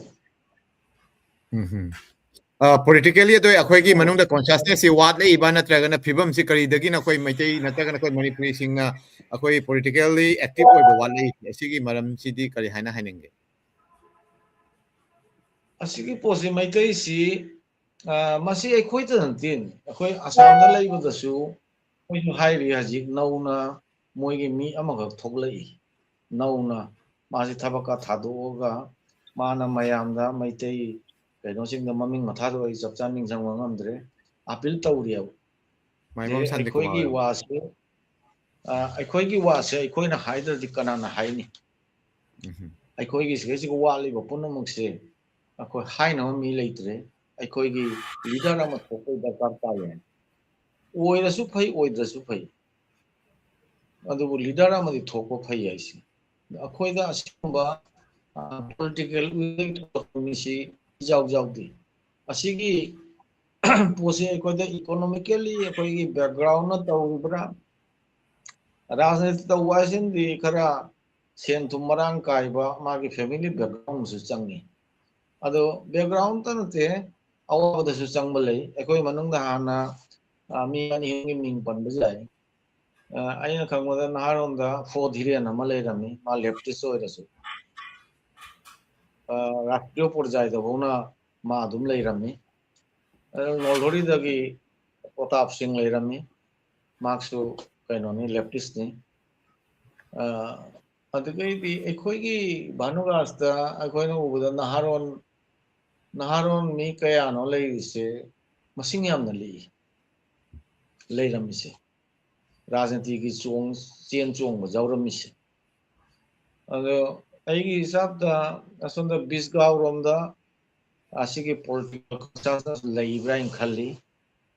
ꯅꯣꯜꯙꯣꯔꯤꯒꯨꯝꯕꯗ ꯁꯤꯂꯦꯠꯀꯤ ꯑꯣꯡꯁꯣ ꯈꯔꯗ ꯚꯥꯅꯨꯒꯥꯁꯇ ꯃꯁꯤꯡ ꯌꯥꯝꯅ ꯂꯤꯛꯏ ꯍꯥꯏꯅꯤꯡꯉꯤ ꯑꯩꯗꯤ ꯑꯗꯣ ꯔꯥꯖꯅꯤꯇꯤꯗꯁꯨ ꯑꯩꯈꯣꯏꯒꯤ ꯃꯤꯁꯤ ꯈꯔꯗꯤ ꯆꯦꯟ ꯆꯣꯡꯕ ꯑꯃ ꯌꯥꯎꯕ ꯑꯃꯗꯤ ꯐꯒꯗ꯭ꯔꯥ ꯍꯥꯏꯅ ꯈꯟꯕ ꯑꯃꯗꯤ ꯂꯩ ꯇꯨꯡꯗ ꯑꯩꯈꯣꯏꯒꯤ ꯑꯁꯤ ꯈꯨꯄꯥꯏ ꯑꯣꯏꯅꯃ ꯑꯩꯈꯣꯏꯅ ꯆꯪꯖꯐꯝ ꯑꯃꯒꯤꯗꯃꯛꯇ ꯑꯩꯈꯣꯏꯁꯦ ꯑꯗꯨꯒꯨꯝꯕ ꯄꯣꯂꯤꯇꯤꯀꯦꯜꯒꯤ ꯃꯥꯏꯀꯩꯁꯤꯒꯁꯨ ꯑꯩꯈꯣꯏ ꯆꯦꯟ ꯆꯣꯡꯕ ꯑꯃ ꯆꯪꯕ ꯑꯃꯗꯤ ꯐꯩ ꯍꯥꯏꯅ ꯈꯜꯂꯤ ꯌꯥꯝꯅ ꯃꯔꯨꯑꯣꯏꯕ ꯇꯣꯄꯤꯛ ꯑꯃꯅꯤ ꯁꯤ ꯃꯇꯥꯡꯁꯤ ꯑꯣꯖꯥ ꯂꯛꯁꯃꯤꯀꯥꯟꯇꯗꯁꯨ ꯂꯥꯛꯆꯒꯦ ꯍꯧꯖꯤꯛꯀꯤ ꯍꯥꯏꯔꯤꯕꯁꯤ ꯑꯩꯈꯣꯏ ꯉꯁꯥꯏꯒꯤ ꯔꯦꯐꯔꯦꯟꯗꯝꯒꯤ ꯋꯥꯔꯤ ꯑꯗꯨꯗꯒꯤꯗꯤ ꯏꯂꯦꯛꯁꯟꯁꯤꯗꯩꯁꯤꯗ there is a lot of ꯑꯩꯈꯣꯏ ꯀꯩꯅꯣꯒꯤ ꯑꯩꯈꯣꯏꯒꯤ ꯃꯥꯏꯅꯣꯔꯤꯇꯤꯁꯤꯡꯒꯤ ꯃꯅꯨꯡꯗ ꯕꯤꯁꯦꯁ ꯀꯣꯔꯗ ꯑꯩꯈꯣꯏ ꯃꯅꯤꯄꯨꯔꯤꯒꯨꯝꯕ ꯂꯤꯡꯒ꯭विस्टिक माइनॉरिटी बायोटिक माइनॉरिटी ꯅꯠꯇ꯭ꯔꯒ ꯑꯩꯈꯣꯏꯒꯤ ꯀꯩꯅꯣꯁꯤꯡꯁꯤꯒꯤ ꯏꯟꯗꯤꯖꯤꯅꯁ ꯍꯥꯏꯒꯗ꯭ꯔꯥ ꯑꯩꯈꯣꯏꯒꯤ ꯃꯅꯨꯡꯗ ꯈꯔ ꯅꯨꯡꯉꯥꯏꯇꯕ ꯀꯩꯅꯣ ꯈꯔꯗꯤ ꯂꯩ ꯇꯣ ꯑꯁꯤꯒꯤ ꯀꯩꯅꯣꯁꯤꯡꯁꯤ ꯒꯤ ꯀꯩꯅꯣꯃꯁꯨ ꯂꯩꯔꯦ ꯑꯁꯤꯒꯤ ꯑꯇꯣꯞꯄ ꯀꯩꯅꯣ ꯑꯃ ꯀꯩ ꯍꯥꯏꯇꯥꯔꯦ ꯏꯁꯨ ꯑꯃꯁꯨ ꯂꯩ ꯑꯁꯤꯒꯤ ꯃꯅꯨꯡꯗ ꯑꯣꯖꯥ ꯈꯣꯏꯔꯣꯝ ꯏꯟꯗ꯭ꯔꯖꯤꯠꯅ ꯄꯟꯕꯤꯔꯝꯕ ꯑꯩꯈꯣꯏ ꯃꯔꯨꯑꯣꯏꯅ ꯕꯪꯒ꯭ꯂꯥꯗꯦꯁꯇ ꯃꯅꯤꯄꯨꯔꯤꯁꯤꯡꯅ ꯑꯩꯈꯣꯏꯒꯤ ꯄꯣꯂꯤꯇꯤꯀꯦꯜ ꯑꯦꯔꯤꯅꯥꯗ ꯆꯪꯁꯤꯜꯂꯛꯄ ꯋꯥꯠꯄꯁꯦ ꯍꯣꯏ ꯑꯣꯖꯥꯅꯁꯨ ꯇꯧꯕꯤꯔꯝꯃꯤꯅ ꯃꯃꯥꯡꯉꯩꯗ like before 10 years or 20 years before ꯑꯩꯈꯣꯏ ꯚꯥꯅꯨꯋꯥꯁꯇ ꯈꯪꯗꯦ ꯑꯩꯈꯣꯏ ꯁꯤꯂꯦꯠꯇ ꯈꯪꯗꯦ ꯀꯨꯂꯧꯔꯥ ꯀꯩ ꯍꯥꯏꯇꯥꯔꯦ ꯑꯇꯩ ꯑꯇꯩ ꯑꯇꯣꯞꯄ ꯃꯐꯝ ꯀꯌꯥꯗꯁꯨ ꯏꯆꯪ ꯊꯧꯅ ꯂꯣꯀꯦꯜ ꯂꯤꯗꯔ ꯑꯃ ꯑꯣꯏꯅ ꯔꯤꯖꯅꯦꯜ ꯂꯤꯗꯔ ꯑꯣꯏꯅ ꯏꯚꯦꯟ ꯑꯩꯈꯣꯏ ꯅꯦꯁꯅꯦꯜ ꯂꯦꯚꯦꯜꯗ ꯂꯤꯗꯔ ꯑꯣꯏꯅ ꯅꯠꯇ꯭ꯔꯒꯅ ꯀꯩꯅꯣ ꯑꯣꯏꯅ ꯄꯣꯂꯤꯁꯤ ꯃꯦꯀꯤꯡꯗ ꯐꯥꯎ ꯌꯥꯎꯅ ꯁꯔꯨꯛ ꯌꯥꯔꯝꯃꯤ ꯕꯠ ꯋꯥꯏꯔꯦꯁ ꯉꯁꯤ ꯆꯍꯤ 90 ꯐꯥꯕ ꯅꯠꯇ꯭ꯔꯒ 15 ꯐꯥꯕ ꯅꯍꯥꯔꯣꯟꯁꯤꯡꯒꯤ ꯃꯅꯨꯡꯗ ꯕꯪꯒ꯭ꯂꯥꯗꯦꯁꯀꯤ ꯄꯣꯂꯤꯇꯤꯀꯦꯜ ꯑꯦꯅꯤ ꯄꯥꯔꯇꯤꯗ I am not talking about ꯑꯩꯈꯣꯏ ꯀꯩꯅꯣꯒꯤ ꯅꯠꯇꯕ ꯄꯥꯔꯇꯤꯁꯤꯡꯗ ꯁꯔꯨꯛ ꯌꯥꯕꯒꯤ ꯃꯁꯤꯡꯁꯤ ꯁꯨꯝ ꯍꯟꯊꯔꯛꯄꯁꯤ ꯑꯁꯤꯒꯤ ꯃꯇꯥꯡꯁꯤ ꯑꯣꯖꯥ ꯀꯔꯤ ꯍꯥꯏꯅ ꯈꯟꯒꯦ ꯁꯤ ꯆꯨꯝꯕ꯭ꯔꯥ ꯅꯠꯇ꯭ꯔꯒꯅ ꯀꯔꯤ ꯃꯑꯣꯡꯗ ꯂꯩꯕ ꯑꯗꯨꯁꯨ ꯁꯨꯝ ꯍꯥꯏꯕꯤꯔꯝꯃꯨ ꯁꯤ ꯋꯥꯍꯪꯁꯤ ꯑꯩꯉꯣꯟꯗ ꯊꯝꯕꯤꯔꯤꯕꯁꯤꯕꯨ ꯍꯣꯏ ꯍꯣꯏ ꯍꯣꯏ ꯑꯣꯖꯥ ꯂꯛꯁꯃꯤꯀꯥꯟꯇꯗ ꯍꯪꯖꯕꯅꯤ ꯑꯁꯤ ꯑꯩꯒꯤ ꯋꯥꯈꯜꯗꯗꯤ ꯑꯩꯈꯣꯏꯒꯤ ꯄꯣꯂꯤꯇꯤꯀꯦꯜ ꯑꯩꯈꯣꯏꯒꯤ ꯑꯁꯨꯝ ꯍꯥꯏ ꯄꯣꯂꯤꯇꯤꯀꯦꯜ ꯀꯣꯟꯁꯥꯁ ꯍꯥꯏꯅ ꯄꯣꯂꯤꯇꯤꯀꯦꯜ ꯀꯣꯟꯁꯥꯁꯇꯤ ꯑꯩꯗꯤ ꯃꯔꯝ ꯑꯅꯤ ꯃꯥꯏꯀꯩ ꯑꯅꯤꯗꯒꯤ ꯌꯦꯡꯅꯤꯡꯉꯤ ꯑꯃꯅ ꯀꯔꯤꯒꯤꯅꯣ ꯍꯥꯏꯕꯗ ꯄꯣꯂꯤꯇꯤꯀꯦꯜ ꯀꯣꯟꯁꯥꯁ ꯍꯥꯏꯕꯁꯤ ꯗꯤꯔꯦꯛꯂꯤ ꯄꯣꯂꯤꯇꯤꯀꯦꯜꯒ ꯏꯟꯚꯣꯜꯕ ꯑꯣꯏꯕ ꯑꯁꯤꯁꯨ ꯄꯣꯂꯤꯇꯤꯀꯦꯜ ꯀꯣꯟꯁꯥꯁꯀꯤ ꯃꯈꯜ ꯑꯃꯅꯤ ꯑꯃꯅ ꯀꯔꯤꯒꯤꯅꯣ ꯍꯥꯏꯕꯗ ꯃꯥꯏꯀꯩ ꯑꯃꯅ ꯑꯩꯈꯣꯏꯒꯤ ꯔꯥꯁꯇ꯭ꯔ ꯑꯃꯗ ꯖꯥꯇꯤ ꯑꯃꯗ ꯍꯧꯔꯤꯕ ꯏꯍꯧ ꯄꯣꯂꯤꯇꯤꯀꯦꯜ ꯃꯌꯥꯝꯅ ꯈꯜꯂꯤꯕ ꯋꯥꯈꯜ ꯑꯁꯤꯒꯤ ꯃꯇꯥꯡꯗ ꯑꯩꯒꯤ ꯀꯔꯤ ꯈꯪꯕ ꯂꯩꯕ ꯑꯩꯅ ꯑꯁꯤꯒꯤ ꯐꯣꯔꯀꯥꯁꯇꯤꯡ ꯀꯔꯤ ꯑꯣꯏꯗꯣꯔꯤꯕ ꯑꯁꯤ ꯄꯣꯂꯤꯇꯤꯀꯦꯜꯂꯤ ꯏꯟꯚꯣꯜꯕ ꯗꯤꯔꯦꯛꯂꯤ ꯑꯣꯏꯗ꯭ꯔꯒꯁꯨ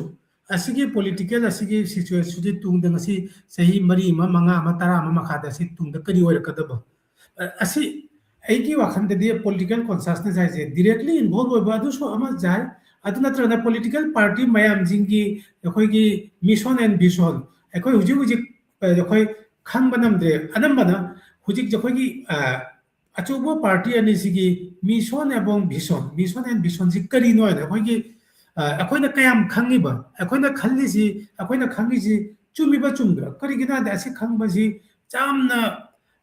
ꯏꯝꯄꯣꯔꯇꯦꯟ ꯍꯥꯏꯅ ꯈꯜꯂꯤ ꯀꯔꯤꯒꯤꯅꯣ ꯍꯥꯏꯕꯗꯤ ꯄꯣꯂꯤꯇꯤꯀꯦल ꯄꯥꯔꯇꯤꯗꯨꯒꯤ ꯃꯤꯁꯟ ꯑꯃꯁꯨꯡ ꯚꯤꯖꯟꯗꯨ ꯈꯪꯕ ꯇꯥꯔꯗꯤ ꯑꯩꯒꯤ ꯃꯇꯥꯡꯗ ꯑꯩ ꯗꯤꯁꯤꯖꯟ ꯂꯧꯕ ꯉꯝꯒꯅꯤ ꯑꯩꯒꯤ ꯇꯨꯡꯒꯤ ꯐꯤꯕꯝꯁꯤ ꯀꯔꯤ ꯑꯣꯏꯕꯖꯥꯠꯅꯤ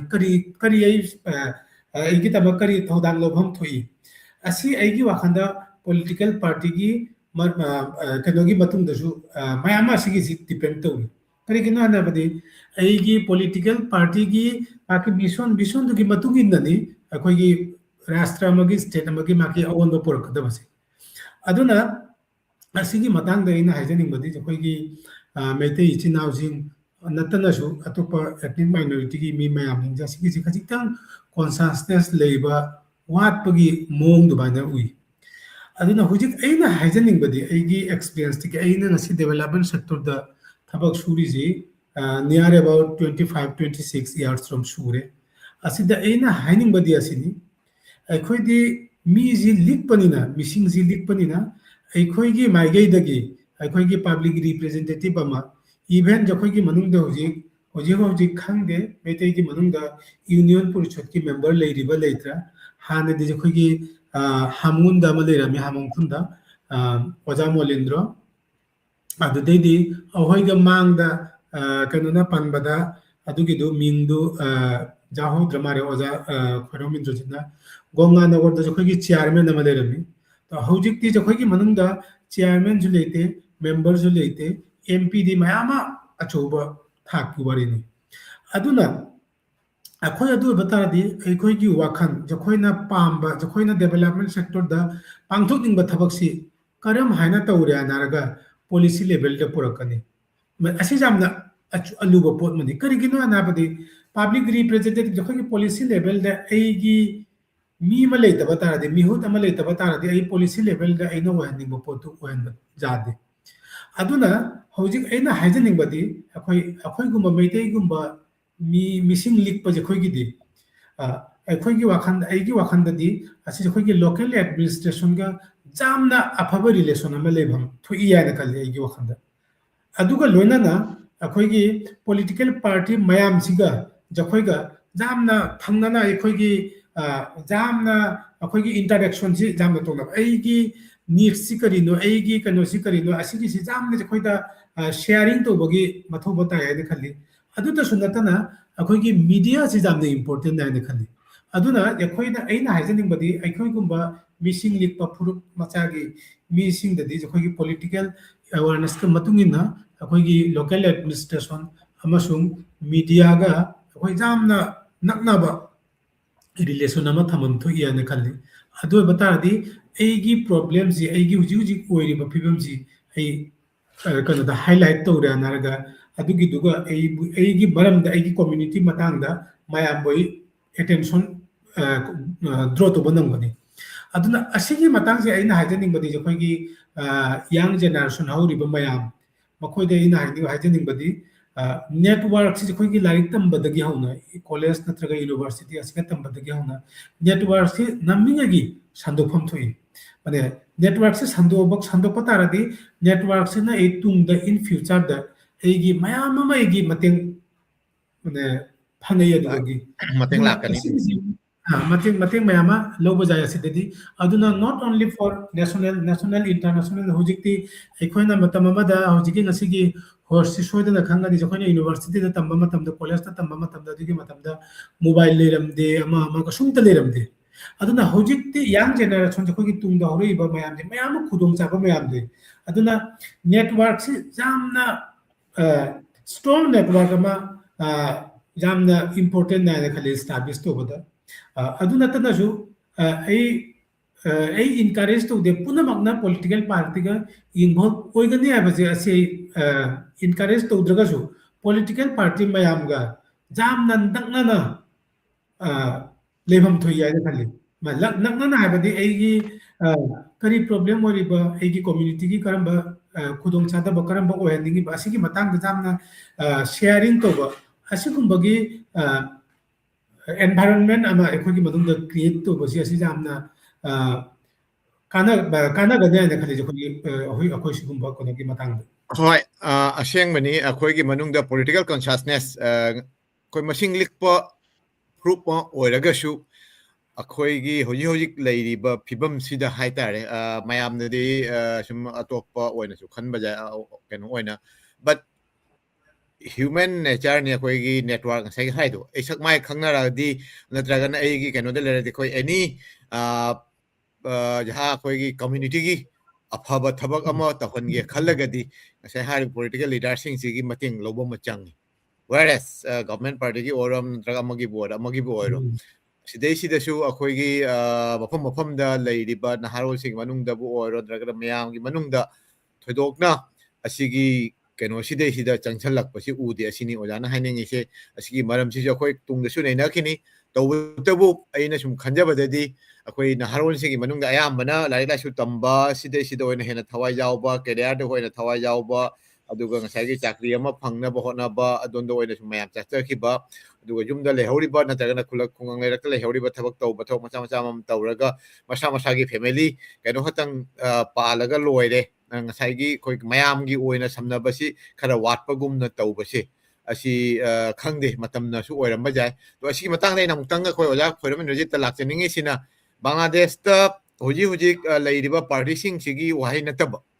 पॉलिटिकली कॉन्शियसनेस ओइना खोइ मैतै सिंग नतगदा मणिपुरी सिंग लैरियंबा कनोमल कम्युनिटी अमा ओइरंबदगी होजी कसु हातारे यूनियन परिषद हाइगद्रा नतरगना लोकल अखोइगी एडमिनिस्ट्रेटिव यूनिट अमदा मेंबर अमा ओइना सरुक याबगी मसिंग नोम नोम लिखथरै असि मसिंग लिखपगी नते ए वाखंदादी अखोइ ngसाइगी अखोइगी वाखलोंदा अखोइगी मोनोजोगोत हाइतारे अखोइगी मोनोजोगोत अखोइगी कनोदा थमोइदा नत्र कनोदा अकीबा मसि फाउस अखोइ मेसेज सिंगदसु कोइ कनो सिंगदसु लाई why we are so much worried akoi Bangladesh sida leiriba maitei gumba naharo ke hata masing likpa keno sing sigi keno si no mogi aruba phibam na lai haina khallaga wakhan picture ba natragana what is the main cause akoi wakhan nga sai ojana sai do akoi aruba phibam mo de lei harse si kari gi tamak isam samna sum haiba ya bang sum haibu kaimta kai da manai khalai wakhan da akoi gi manung da nei na bada thodokpa akai blai ta manai na khali asigi keno si maram se ojaindraji masih Carolina ada kamu tak kata apa orang tinggi bukan aku sambil sedang aku community masih ini saya aku tak nak hai itu karena aku no Loki kan to supol ganga order ki chairman mai chiras chairman malega madu how ka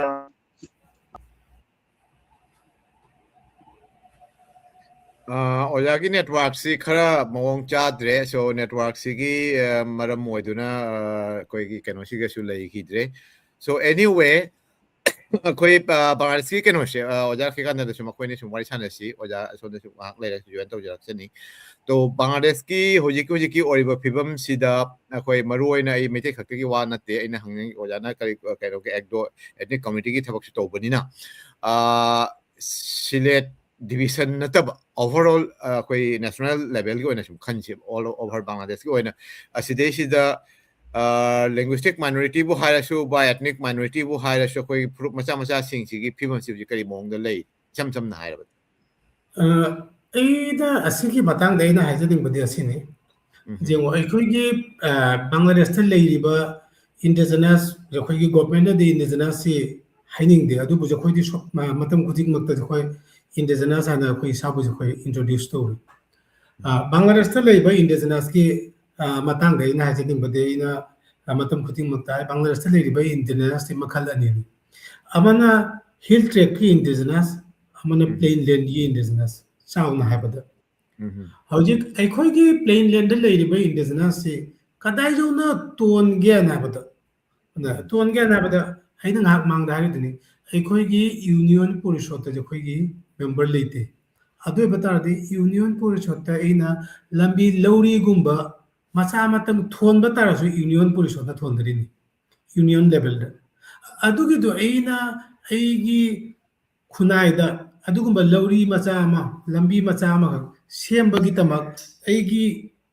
wa haibi ga daba mi do union porishod ta aigi mi leite aigi representative leite aji kono na habada adu bata di aigi national level da aigi meitei silet ki meitei bhanugas ki meitei bisgau ki meitei asi meitei mayam jingjigi apun bagi chawba development ama lokhat pata di asigi kholauji asigi policy ji parliament gi lawdari bani adu bata di aina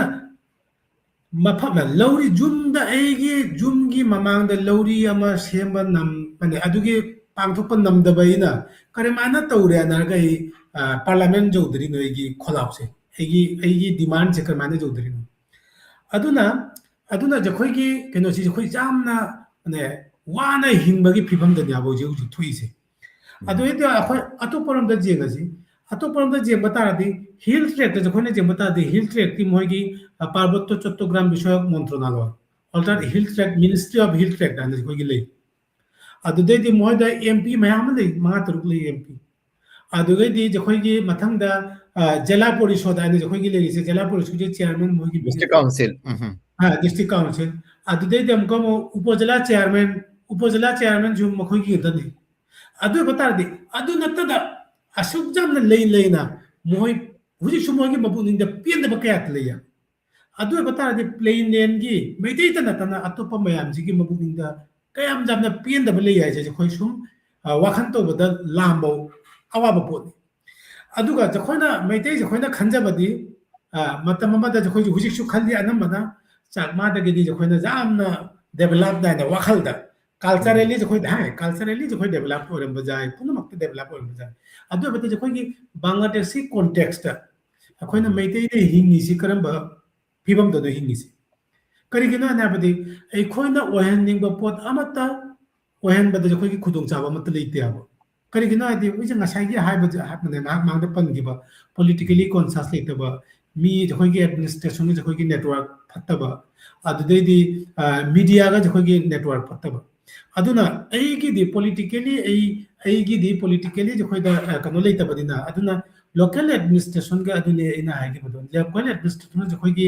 ꯅꯦꯠꯋꯥꯔꯛꯁꯤ ꯌꯥꯝꯅ ꯁ꯭ꯇꯔꯣꯡ ꯑꯣꯏꯕ ꯇꯥꯔꯗꯤ local ꯑꯦꯗꯃꯤꯅꯤꯁꯇ꯭ꯔꯦꯁꯟꯅ ꯑꯩꯈꯣꯏꯒꯤ ꯗꯦꯕꯂꯞꯃꯦꯟꯒꯤ ꯃꯇꯥꯡꯗ ꯄꯥꯡꯊꯣꯛꯄ ꯉꯝꯕ ꯀꯌꯥꯇ ꯂꯩ ꯑꯗꯨꯅ ꯑꯁꯤꯒꯨꯝꯕ ꯈꯨꯗꯣꯡꯆꯥꯕꯁꯤ ꯑꯩꯈꯣꯏ ꯂꯧꯐꯝ ꯊꯣꯛ ꯃꯥꯜꯂꯦ ꯍꯥꯏꯅ ꯑꯩꯒꯤ ꯋꯥꯈꯜꯗ ꯁꯤ ꯈꯜꯂꯤ ꯍꯥꯏꯕꯗꯤ ꯆꯞ ꯆꯥꯕ that's the ꯍꯣꯏ ꯑꯗꯨꯅꯤ that's important ꯑꯗꯨꯅꯤ ꯑꯩꯅ ꯍꯥꯏꯅꯤꯡꯉꯤꯁꯦ ꯑꯩꯈꯣꯏꯅ ꯃꯁꯤꯡ ꯂꯤꯛꯏ ꯆꯨꯝꯃꯤ ꯃꯁꯤꯡ ꯂꯤꯛꯏ ꯍꯥꯏꯔꯤꯁꯦ ꯃꯁꯤꯡ ꯂꯤꯛꯄꯗꯨꯅ ꯃꯦꯟ ꯑꯣꯏꯕ ꯀꯩꯅꯣ ꯅꯠꯇꯦꯕ ꯀꯣꯁ ꯅꯠꯇꯦꯕ ꯑꯩꯈꯣꯏꯒꯤ ꯑꯣꯖꯥꯒꯤ ꯋꯥ ꯀꯩꯅꯣ ꯇꯧꯅ ꯑꯩꯒꯤ ꯋꯥꯈꯜꯗ ꯑꯩꯈꯣꯏꯒꯤ